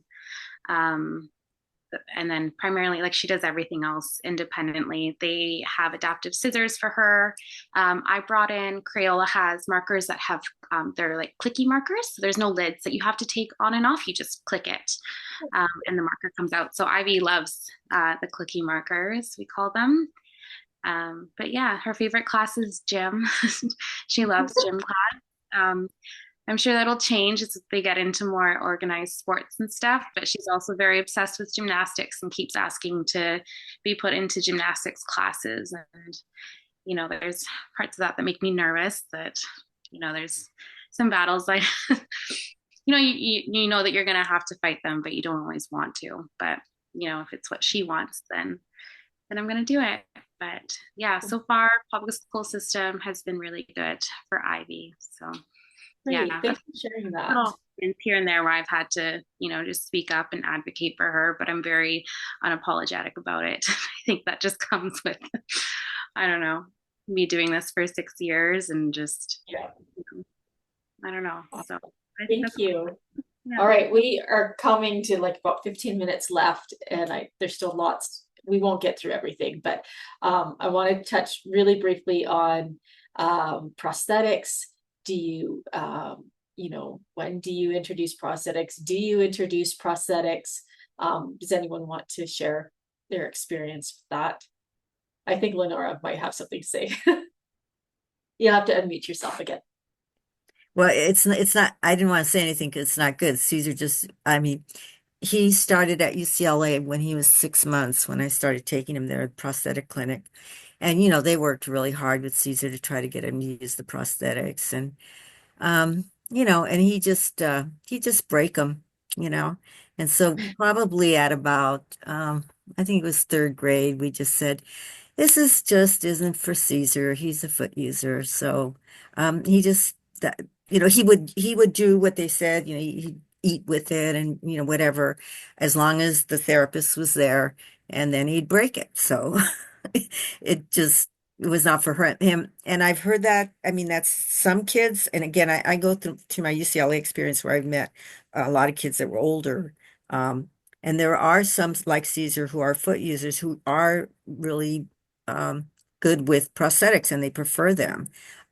Just Caesar wasn't one of them, and he that was not who he was, and he just never used them. So I wasn't either. I think my first introduction to prosthetics was when I was 8 years old. So maybe that was too late, or who knows, or maybe they were never going to work well for me, but maybe down the road it might be something that I look into again. But I tried them at 8 and then a couple times in middle and high school. And then I just could do things with my feet a lot easier, and that's okay. But giving that option to your child, that if they want to try it, if they don't want to try it. As a person missing my arms, I am a huge advocate of not forcing forcing your child, but also giving them that choice and opportunity to give it a try. Does anyone else want to say anything about prosthetics? Anne, go ahead. I could. So Defka has a residual limb on one side and no limb on the other side. And so she has the one with the residual limb is much more useful for her. She can open and close her claws. And she uses them to pull up her pants so she can get in the belt loops and pull them up. So that's how she does pants. But other than that, she pretty much does everything with her feet. She will wear them to school. She'll carry things like her water bottle or just hook into things, but like using them to eat it's mostly her feet. And we also don't push them. We're like, you can use these however you want to. They're just tools for you to use. But what I want to mention is that the more residual limb there is, the more useful prosthetics will be, which is what I've kind of learned. Yes. So because she does have a little bit of a limb, residual limb, that makes that arm so much more useful than her other side. So I think that's all I wanted to mention about the prosthetics. Yeah, that's perfect. Thank you. Let's go on to just maybe family dynamics. Like how do you, it goes along with some of that story, but also just like how do you manage maybe doing too much for them, stepping back, letting them struggle a bit, and managing like sibling relationships and all of that. That can be so difficult. So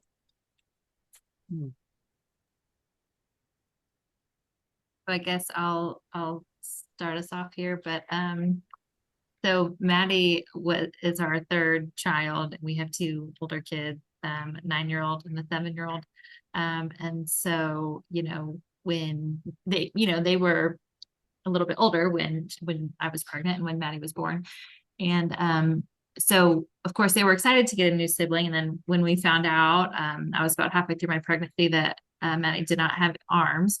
Of course, it took, took some time for them to kind of process, what that might look like. But it was really, it was one of the things that made me feel a lot better. Because obviously I was reeling, right? Like in those first few days and weeks and everything. But seeing like my oldest daughter's reaction, obviously after a couple of days of her kind of thinking about it, but how excited she got, before Maddie was even born. My oldest was like trying to like hold books open with her feet, and like just like doing these things like, this is so I can teach my little sister how to read still, and things like that. And since Maddie has been born and really become a part of our family, that has always continued. And it might come a day where maybe they are doing too much for her or something. We might have to address that. But I think it's just, of course they would have loved any baby that we had, but I think that it has just been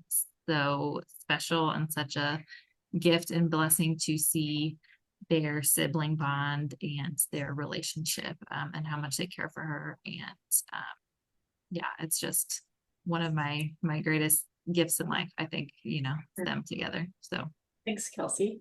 Katie, do you want to go next? Sure. Yeah, I was thinking about this question and like kind of twofold. When I was pregnant with Hugh, I found out really early that he was going to be born without arms.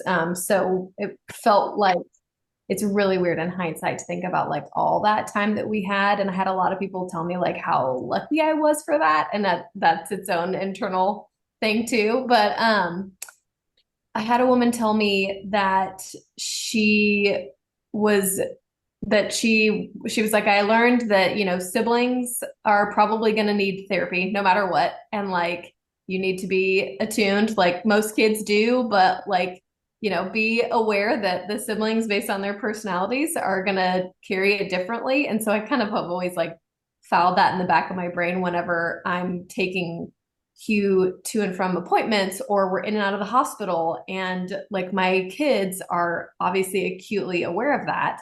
And then one of the things just, in his past, essentially like 4 years of life, really kind of like honing in to the siblings' personalities and how they're affected in that way. My middle daughter is just like a real natural like caretaker. And so she is very differently affected. Like whenever we're just out and about in life, like she loves Hugh like ferociously. And she also takes on the weight of the stares or the questions or like something that he either is learning how to do or can't do. I can see her taking that in a different way than my oldest child is much more sort of independent. And she's just going to kind of like trailblaze through things. And she's like, of course, Hugh's going to do things. Like, of course he is. And people can get over it. And so kind of holding all three of their personalities and trying to make sure, which is hard, obviously, as a mother, like there's just not enough time in the day to like sit down and try to give everyone exactly what they need, but to make sure that, at the end of the day or at the beginning of the day or whenever that is, that sometimes these are few and far between, but that I can sit down with one of them and we can maybe like either role play a situation or talk through something, because I can really get in the mindset of like, we're just all living life and like, this is just how it is, because that is true. And at the same time, all three of my kids are living a very different life from our friends. And in the same way that, they're living different lives than we are, but trying to really like sit in the fact that they're carrying it differently. And that gets easier as they get older because my kids are much more verbal about it. And the girls are very happy to throw back in my face, like, well, why did you do that? And, we can maybe like talk through that, but, just being very aware of kind of like how I'm carting everyone around and how I'm kind of going back and trying to look at them as individuals. And failing a lot of the time, and then just like having to rest and knowing that like we're doing our best. And I think that they see that too. But it's getting easier as Hugh gets older, and he is, much more verbal with how he views things and what he wants from them, or how he is internalizing things. I love that. Thank you, Katie. And it can be so hard. Like, I know one thing that was hard with my upbringing was just so much attention was from other people outside the family, or other family members always like, oh, how is Anae doing? How is this? How is Anae doing this? And then, so my siblings kind of felt a little like on the side. And they would go to, conferences or appointments, and, like, of course, in anyone's right mind, you wouldn't trade someone to be like, okay, I'll not have arms and you can have my arms, but that still has, an impact on family dynamics. And yeah. Vanessa and Lenora, and Paloma, did you have anything to add? I think when I was pregnant, because I found out at 19 weeks, and my oldest, she was just about turning 3 when Ivy was born. So I really struggled with, how do I tell her? And I think I avoided it and I just never told her. But I think it turned out to be one of the best decisions I ever made, because Elena saw her baby sister and she just, like, that was her baby sister. And she never once said anything about the fact that she didn't have hands. She just, like, she was 3 years old and that was her baby sister, and she loved her from that moment on. And when Ivy was really young, I had another family say to me, like, you cannot treat Ivy any differently. Like, don't let her off easy, make her do her chores.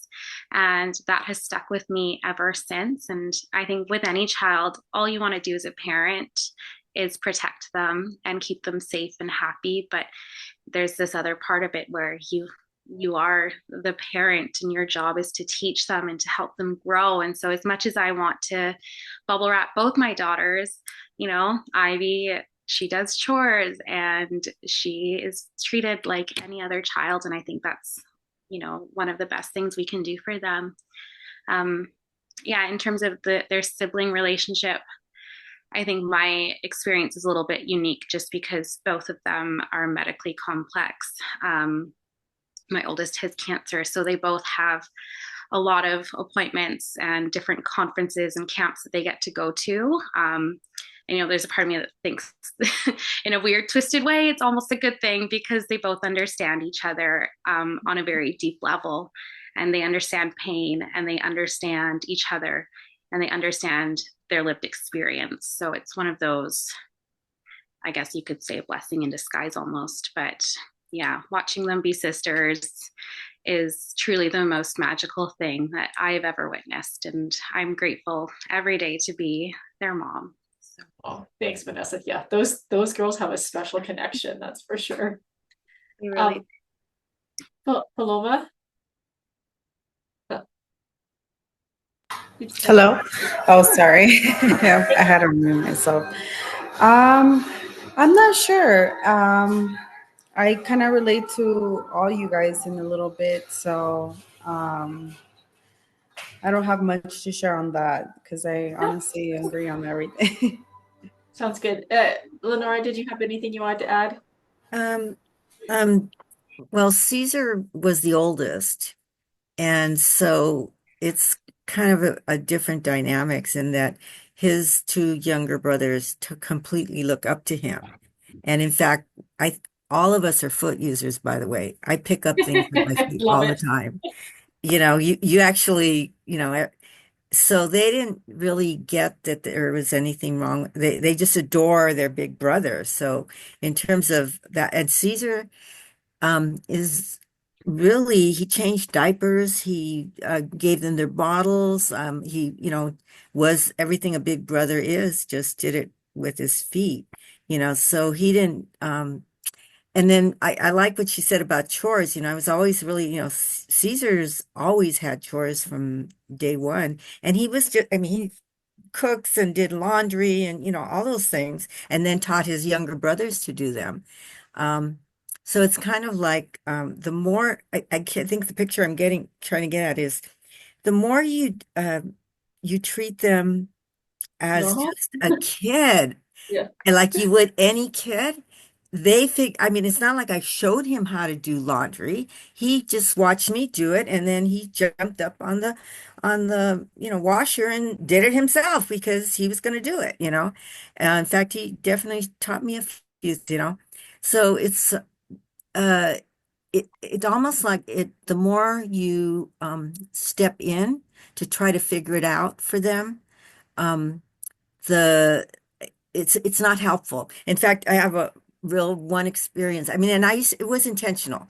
I was the kind of mom that, he scooted on his bottom when he crawled, and I would move the toy a little further away to see if he could get a little bit further, you know, because I wanted him to challenge himself. And I remember one time he wanted to go outside and play with his friend. He's, Mom, oh, can I go play outside and play with so? So he was 5. And I said, oh, yeah, sure. And I was washing dishes, and I go, and I knew Caesar. And I was like, yeah, after I finish washing dishes, I'll open the door for you. And I knew he wouldn't wait. So I purposely took longer washing the dishes. And then I, jumped to the corner of the kitchen to see what he was going to do. And sure enough, he had never done this before. He went up to the doorknob, and he turned it until he got it with his chin and went outside and played. And it's like, for me, that strategy worked better than anything else I could have done for him because he didn't really need me. I love So that. that's kind of my, I was he's gonna better say at it than I am.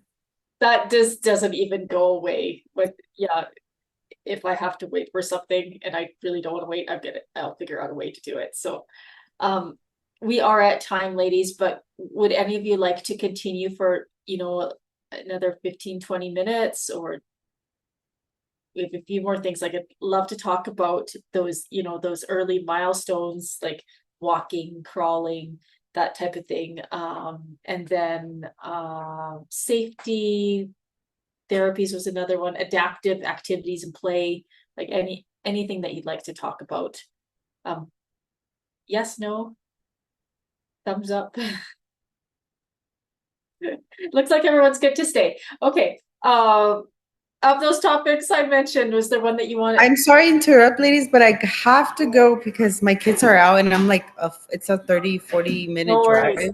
So, Yeah. but I had such a fun time doing this. I hope we can do this again because, like I said, this is you learn so much from this. And yeah, so thank you for having me. And I guess I'll leave now.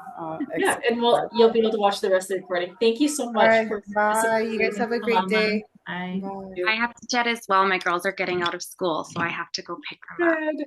Thank you so All much. right. Thank you for participating, Vanessa. Take Bye, care. Vanessa. Okay. Why don't we talk about crawling and walking? And Kelsey, do you want to start us off with some of those like milestones and Sure, I guess I might be the freshest with yeah. right now. Yeah, so I so a lot of the early, infancy milestones were not tricky, but just I guess kind of different in the sense of you're just kind of wondering when. And she didn't like sit up late or anything like that. She like started sitting up on her own, like within a, typical timeline and all that. She obviously did not ever crawl. She started scooting on her bottom, doing like the butt scoots. About probably like 14 months old, maybe 13 months old. Within, a pretty short amount of time after turning 1, she started scooting around. I will say that it's kind of stressful. That might be one of the things that is stressful for me because there's no like set, there's no set way to like know when it's going to happen. And so like when she is doing, therapies, physical therapy and whatnot, like right now, walking is the next big. Oh, you muted yourself, Kelsey. Sorry. Okay. So, walking is like her next big goal. And so there's no, set time of when that is going to happen. And so it can feel kind of stressful because her therapists don't know, they're just kind of like working on it. I think it's starting to get a little stressful for her because she doesn't like to be up on her feet. She doesn't want to walk. And so, just recently we've kind of decided that we're going to like take a break over the summer. We're like not doing therapies. We're just going to, enjoy summer break. And, I think it'll be good. But again, it's just one of those things that I guess you just kind of, talk to others. I've been lucky that we live in a time and age where I've been able to connect with, other parents like you guys, via social media. And so it's nice to kind of hear others' experiences, but it's again, just one of those things that you just like wait and see what will happen. Right. But that's where we are. There was this picture of me when I was younger, and my parents had like a towel in between my legs, holding on both sides over my shoulder and helping me to walk. And I definitely agree. Like when Maddie is ready, she's gonna do it. Katie, do you want to share milestones? Yeah, I'm trying to think. So Hugh, I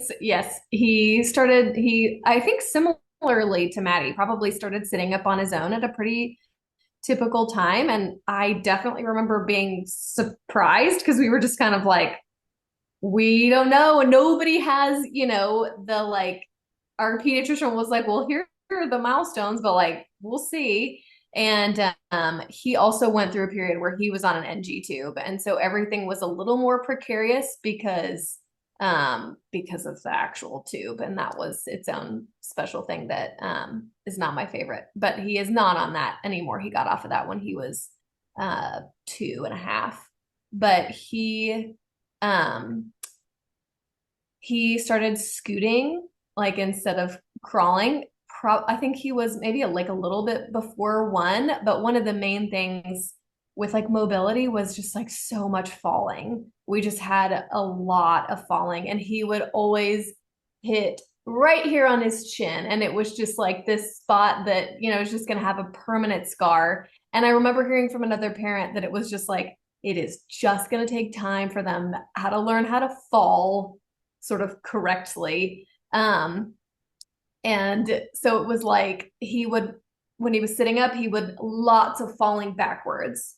And then with sort of it's funny thinking about walking, he started walking. He took like his first steps. He was a few months shy of 3. And it was definitely a self-motivated thing where it was like, he just kind of scooted over to the wall and decided to push himself up. And it was, the wall sitting up was not necessarily something that we had been like pushing him to do, but that was what made the most sense to him, especially in our home.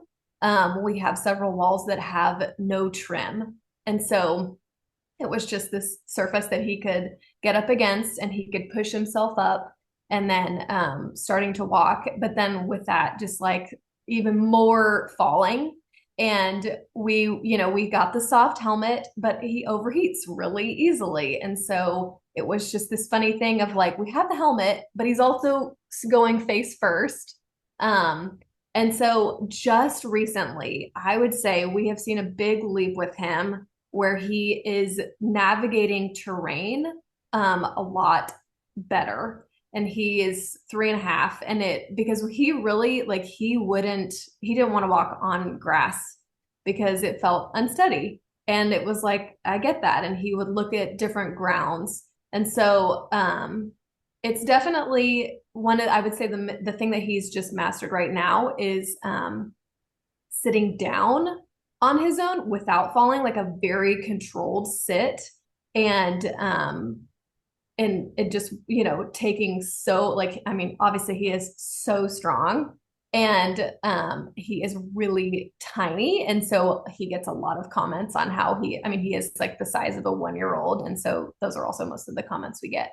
But I think it was just this moment of realizing like there are going to be a lot of falls, and just trying to let him explore and try to help him be safe, and just really like that being such a learning process. And then, being somewhere in a totally different setting, and my husband came up and was like, do you know where Hugh is? And I was like, no, don't you know where Hugh is? And he had gone downstairs, and he had completely gone down. a set of stairs. We didn't know that he knew how to do that. And he was Right. wandering around downstairs. That's so awesome. Thanks for sharing that, Katie. Yeah, I was gonna say a couple of things that I know my parents did. I remember being like having a soother in my mouth and being pushed onto my back and made to sit up to get my soother again. And they take it away and push me back down. And then my parents actually practiced having me fall. So they had pillows set up in the living room and they would push me down on pillows. So I learned to fall with my chin up. So I'll have to ask my mom. Was it like a tucked fall? Just like how can you just describe that? How they kind of I would also love to know any strategies on like safe falling, because I feel like that's another big They thing. fall. Yeah, I don't even know what I do exactly when I fall. I always close my eyes. I'm like, oh shoot. But I know instinctively my chin goes up every time. Okay. I haven't had like facial injuries from falling and then slowing down. I just like as an adult even I have to remember to slow down, wear good shoes, be really careful on ice. Like even my kids are like they'll warn me like, hey mom, there's some ice here. Like my whole family's so like protective of me that way and terrain. And I'll have to ask my mom what else they did to help me with walking. Like I know, like there's those jolly jumpers that are detached from a door. Like it probably that Yeah, too. we actually did try that, and he was like, "Get that off of me." I don't know. It's like any kid. Some are just ready to do it sooner than others. I think I was one when I started walking, but who knows what led up to that just made me feel determined that that's what I was going to do. I don't know, but yeah, falling is definitely a huge danger. Especially I notice a lot of kids born missing without arms, they usually have a leg that is shorter than the other as well. I know I do. So yeah, scoliosis is something to watch out for as well. Yeah, he does have severe scoliosis, and so that having a brace is a whole other part of life for him. Intervention. Yeah. If you can speak to, or if the others can speak to, obviously he's really young, but if someone bumps into him, it makes him very upset. Yeah. Of course, he feels unsteady, and has less control over how he's gonna kind of stabilize himself. Do you have any recollection or thoughts on like when like you kind of like felt more stable? Caesar walked closer to 2, which I thought was late, but it was for the same reason. He could walk. It was that he was afraid to fall. But and what Caesar learned to do is roll, literally, and he still like that. And his whole life has been where he could just I could see on the playground, he would literally come down the slide or something, fall and roll up and he'd stand up. He just he learned to twist his body in I don't know how many different ways that he never falls. And he doesn't like to wear shoes still. So I know in middle school he was in judo with uh, no, not judo, wrestling. And the teacher kind of took him on, and I don't know if that also kind of helped where he learned how to use his body. But I think he wanted to walk so bad, he learned how to roll out of it at a really young age. So I'm just saying, it's like they can figure these things out. Yeah. It might be like doing some balancing type activities too. Like when I was younger, I know I did gymnastics for a little bit too. And so just, him feeling them feeling more confident in their body and that and maybe not being afraid to fall. Like it is okay if you fall. And do you have anything to add in terms I of just wanted to mention that, yeah, Dafka, the older she's gotten, I think her core has gotten stronger because of the way she uses her body. And I think that's brings stability to her and the fear of falling. I mean, when we first got her, we were overly paranoid of her falling. And I mean, she did have a few falls, but but I think her core has just made her feel more stable. So she doesn't have much of a fear of falling at all. So maybe, and I didn't have her when she was really little, but so maybe I'm just trying to think that, maybe because the kids are so young and that as they grow and get stronger cores and using their feet and just needing to use that core, that they might feel just naturally more stabilized in the future. So Yeah, I'm That's- constantly looking for ways to make sure that I feel stable. Like if I'm in a train or something, I'm gonna look for a seat to sit on or a pole to lean up against. If there's a big dog around, I'm really aware that I position myself that that dog doesn't have an opportunity to run past me or bump into me as well. So it's also just your child becoming aware of their surroundings as well. Like, probably most people walk more with their head up while I'm kind of walking, looking ahead what, obstacles or terrain problems might, Just- cause problems. I just have one quick story kind of along these lines, but we were at a fair where they had bounce houses. They had this whole bounce house thing and they were pretty. There was this one really big one that you had to climb, that you had to hold on to these like ropes to climb up. And I knew Dafka was eyeing it up, and I'm like, there's all these other ones that you can do, and I'm not sure you're gonna be able to do that one. By golly, she figured it out. She used her chin to pull herself up all the way. It was like a two-story thing. And I learned that day never to tell her she can't do something because she's gonna, and it happened again 2 weeks later. There was a different, like, I'm like, I know you could do the other bounce house, but this one, it had a rope. You had to like pull yourself up. And I'm like, how's she gonna do that? She figured it out. She put her pushed her back up on the side and kind of went up the side that way. So I learned, okay, I don't know how you're gonna do this, but if you want to try, go ahead. So Love that. Yeah. Yeah. Determination. Are there any other health concerns that you're worried about as your children grow older?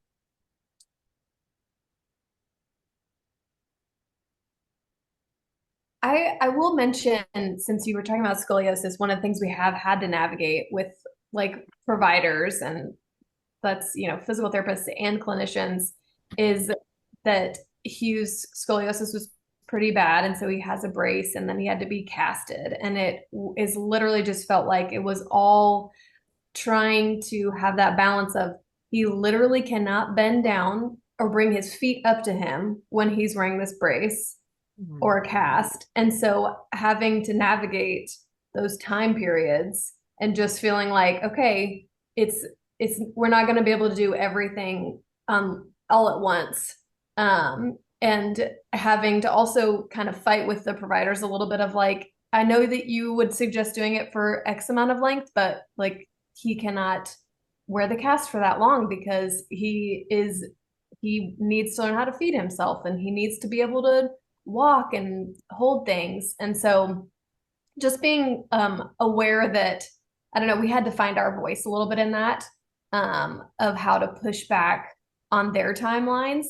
And that doesn't mean that we necessarily like, I mean, I'm sure, in 20 years we'll look back and be like, oh, we should have or could have done something differently. But because like scoliosis is, obviously like prevalent, and that is definitely a road that Hugh will walk for the rest of his life, having to navigate the yes and the no in that. And sometimes that's really hard. I agree. My parents were recommended that I get back surgery and they pushed back and got another opinion. So I wore a back brace, but at nighttime, because the same thing, if I wore it at school, I wouldn't be able to do the things I needed to do for myself. So yeah, absolutely. Anyone else have anything to add to that topic? I'll just say that I'm seeing some postural strain at this point with schoolwork and so we're going to be this summer exploring, exercises and just really, I think, focusing on adopting a lifestyle of making sure her upper body is stronger and utilizing those muscles that she's not using that we are. So, I mean, her lower body is very, very strong. strong legs, strong core, but then the upper body is, so it's creating an imbalanced body. And so I just want to like figure out PT, sports, just adapting, like what can we do to and strengthen the upper body, just for a healthier balance and also less strain on her upper back in school and the other ways that she does life. Exactly. And remembering like it just like anyone, your body is going to age and change, but for someone that uses their feet to do everything or their body in a different way, there's going to be more strain on your neck, on your knees, on your hips, on your back. I feeling all of that. So yeah, like I wasn't always really good at taking care of myself physically. And so that has become really important to me to have that physical exercise and take better care of myself. And, like probably shouldn't have jumped around on one leg a lot when I was a little, like there's just like things I probably should have done differently or like asked for help for things instead of straining my body. So I'm trying to be a lot more aware of my body's limitations and seeing that my toolkit looks different than someone else's. So maybe part of my toolkit is that I have people reach really high things down from a shelf instead of me straining to try to get it down unsafely or whatever it is, just to preserve those joints and make sure that they're healthy and strong. In terms of like safety, is there any other safety concerns? Like, playground was brought up a lot as well.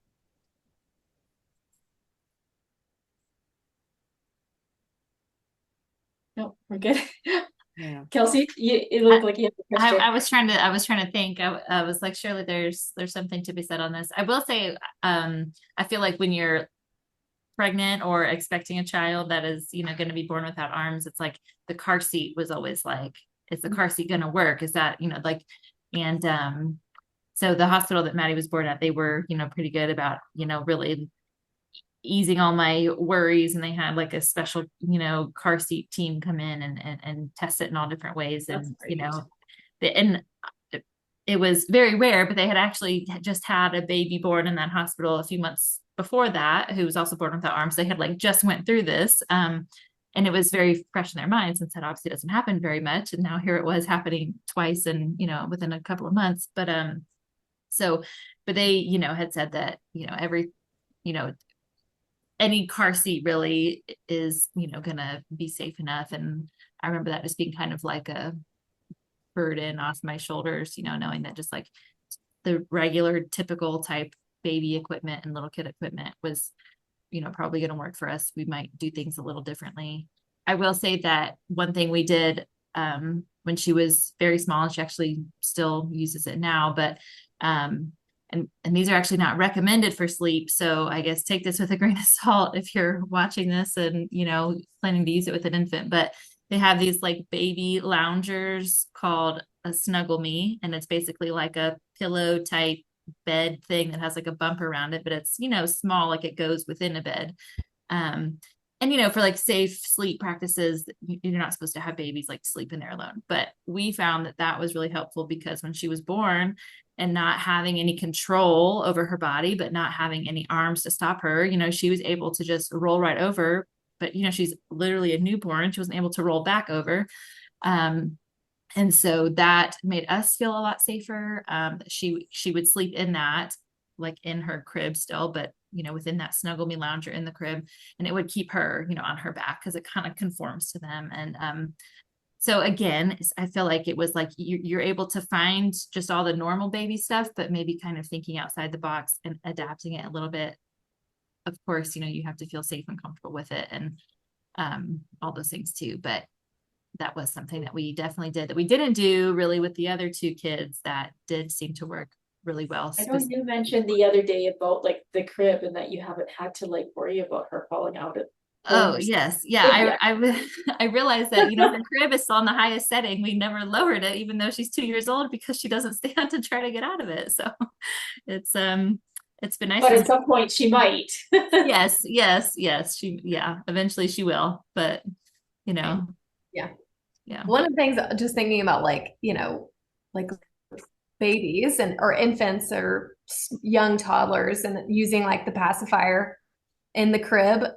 We have one of those mesh bumpers that we had always kept up, because the pacifier falling out of the crib like is painful for anyone, and it was like we can't have the pacifier going anywhere. So that was something that we used to make sure that it stayed in the bed, and then he, figured out on his own how to scoot over to it and then or grab it with his toes and put it in his mouth.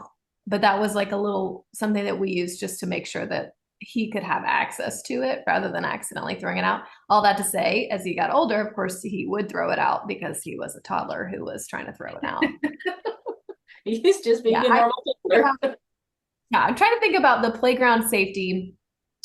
Ours is just really being very aware of all the different playgrounds in town. And like when you have little kids, you generally know what playground you're going to, and some have the mulch ground and some have the rubber ground, and just kind of being able to go and like step back and watching them learn how to navigate that. And just having to kind of like take a step back myself and slow down and be like, right, he can do this. And, maybe might not want to at first, but it is, it's just like a trial and error, really. Mhm. Yeah, love that. Any adaptive activities played that you found it maybe when Kelsey and I were preparing for this, we talked about like tools to help them with fine motor controls and stuff like that. So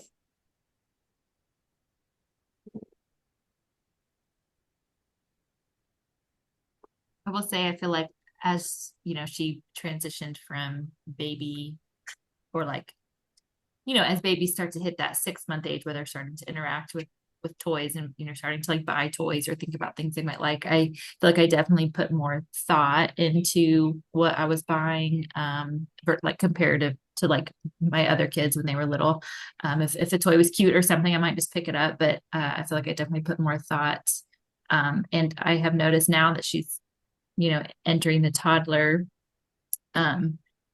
it's interesting. And I don't know if anyone else has noticed this. I don't feel like she puts things in her mouth as much as typical babies and toddlers do. I don't know if it was because she wasn't able to reach her mouth when she was kind of at that like sensory milestone as a baby. But so I say that to preface, it could be a choking hazard, but like I feel like buying her the smaller like little dolls, because she's starting to like the dolls and stuff that she sees her sister play with, but those are harder to manipulate. So buying like the little miniature version that they sell, she really likes those. But she can grab them with her toes. yeah, she can easily pick them up and like move them around and put them up on top of little things, and so that has been really fun for her, but it could also probably still be a choking hazard. But No, that's funny, because calico critters, do you guys have those? yeah. They're Yeah. like the tiniest of the tiny dolls, and Hugh loves to play with those too, right? And then we have friends come over that are like similar aged, and their parents are like, "Whoa, that's a choking hazard," and I'm like, "Well, actually, it's a very easily played with toy." But I think as far as like adaptive play, it's not technically adaptive, but just making sure that we have like small or appropriately height chairs around the house for him, so that he can sit, he has his like the small chair in the living room or in his bedroom or wherever, so that he has the choice to, if he wants to sit in a chair, and whether that's, sit and take his shoes off or sit and play versus just going straight down to the ground. I feel like that has helped him feel a little bit of autonomy, and then also just, having the ability to be like, right, this is like how I can play, and I can reach things on the shelf if I have my little chair, versus keeping every single thing on the floor, has given us a little bit more variety. I love that. Well, and also having things on the floor or in lower cupboards or whatever. My whole house is like that. Anyway, I've become aware of it lately because we're babysitting a dog and he's getting into things, but it's all these things are like accessible to me. I'm like, oh, I hadn't had to think about it for so long. So I'd love to talk just a bit about like any kind of bathroom aids and washing. Maybe Anne and Lenora can speak to that. So.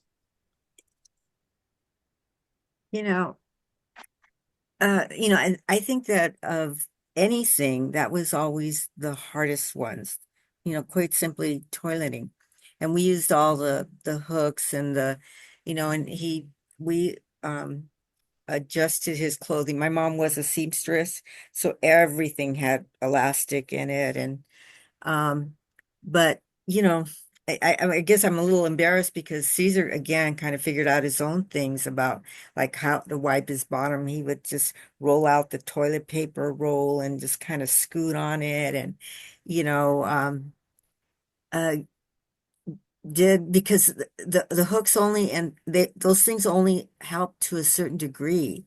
And but it's a tough one. It's one of, and I'm not sure of a complete answer to that, because sometimes they just need help. Yeah, for sure. Yeah. Yeah, I found bidet works really well too. And hooks Uh, usually. But Yeah. they were now they're I Now think, they're available, but not yeah, back. but back then it wasn't, those just. How about you, Anne? Yes, we have a bidet. We use a scooting method that Lenora, is that how I say it? Lenora?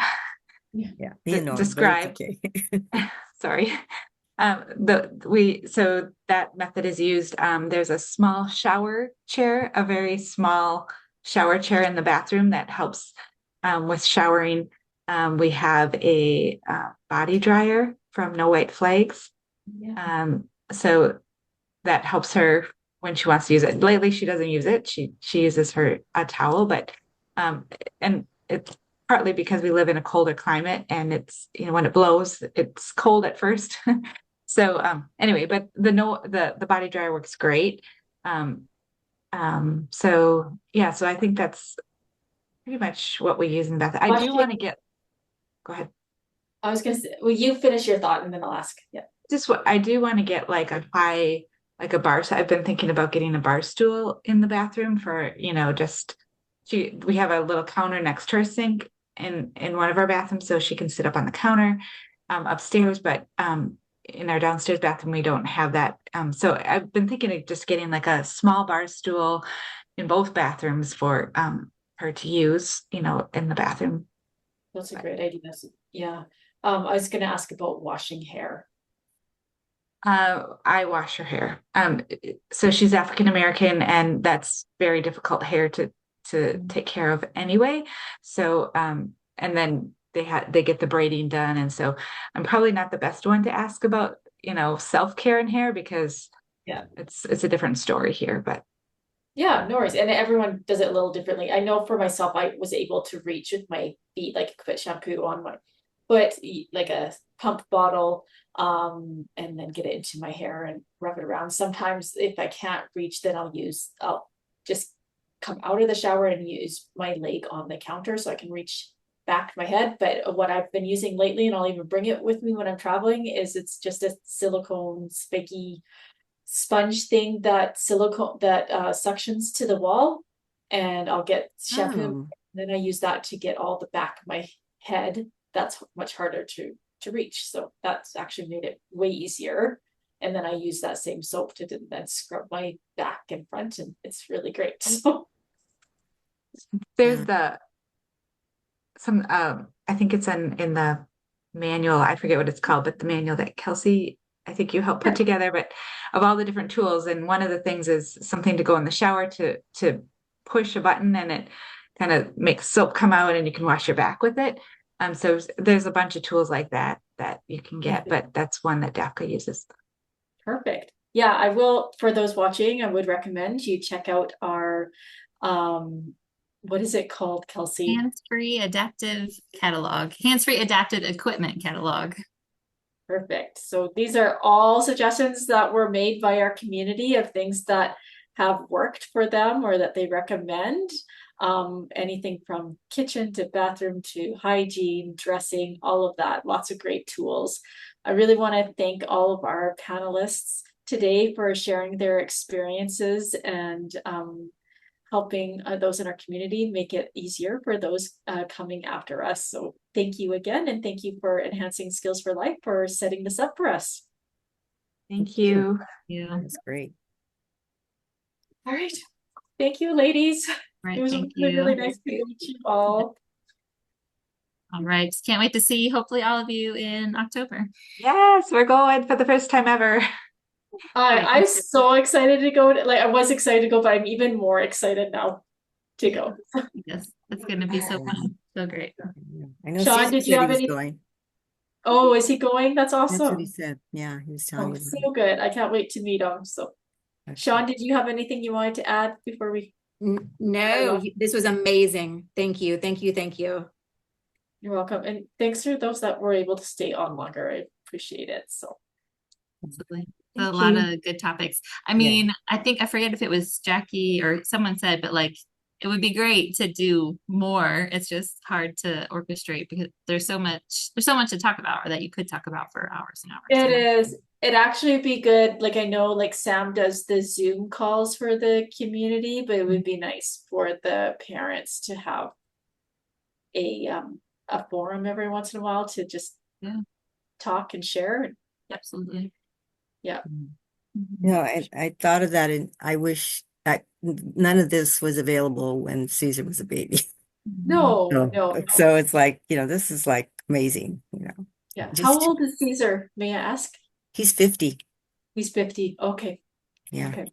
So, yeah, in fact, when he was born, there were only 9 reported cases. It was very rare. And so, it was hard to get good information. Can I ask how he's doing physically, like body structure wise? Like, does he have pain or, like? He's very physically active. Like Okay. he's probably hikes almost every weekend and whatever. He's getting a belly because he eats and drinks too much, likes too much dessert. And I keep telling you, Caesar, you're not going to be able, because, like you're talking about, of course, men have shorter hair, right? But, he washes his hair with his foot. You can't believe the things that kid does with his foot. He's very dexterous.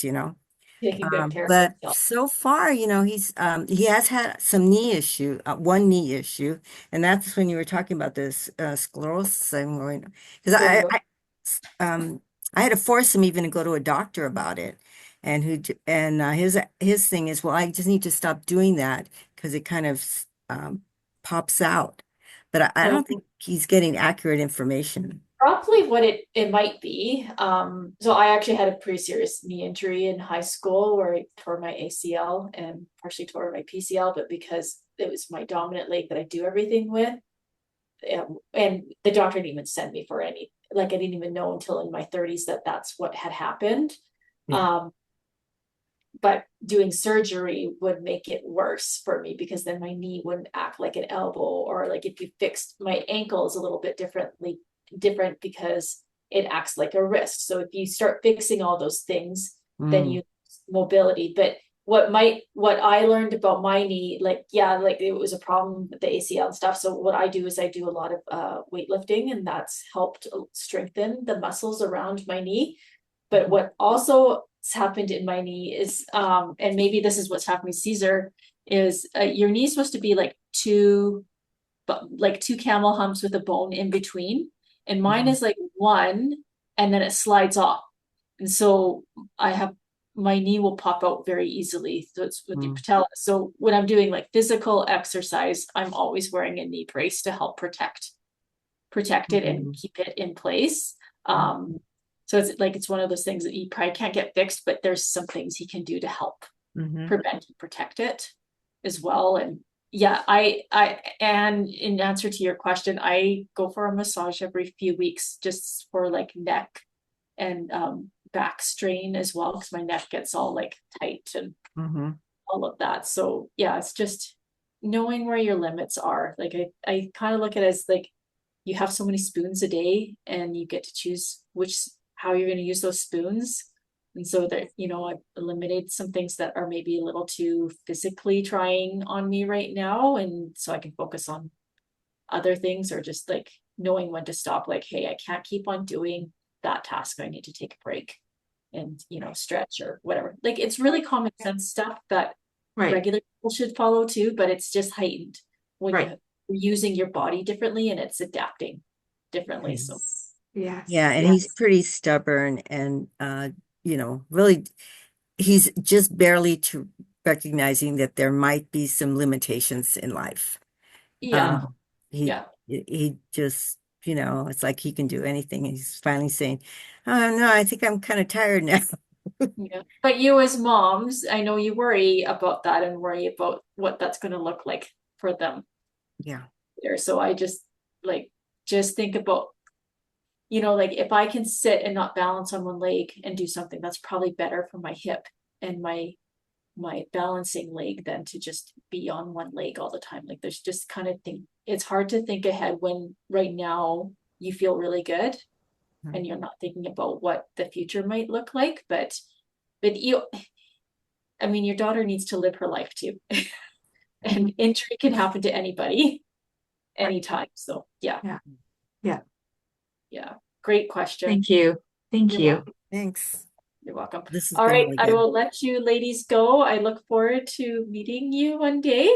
And yeah, looking forward to meeting Caesar in the fall as well. And Anne, you said you're coming in the fall, right? Yes, we are. Yes. Wonderful. Great. Thank you. Well, I look forward to meeting you then.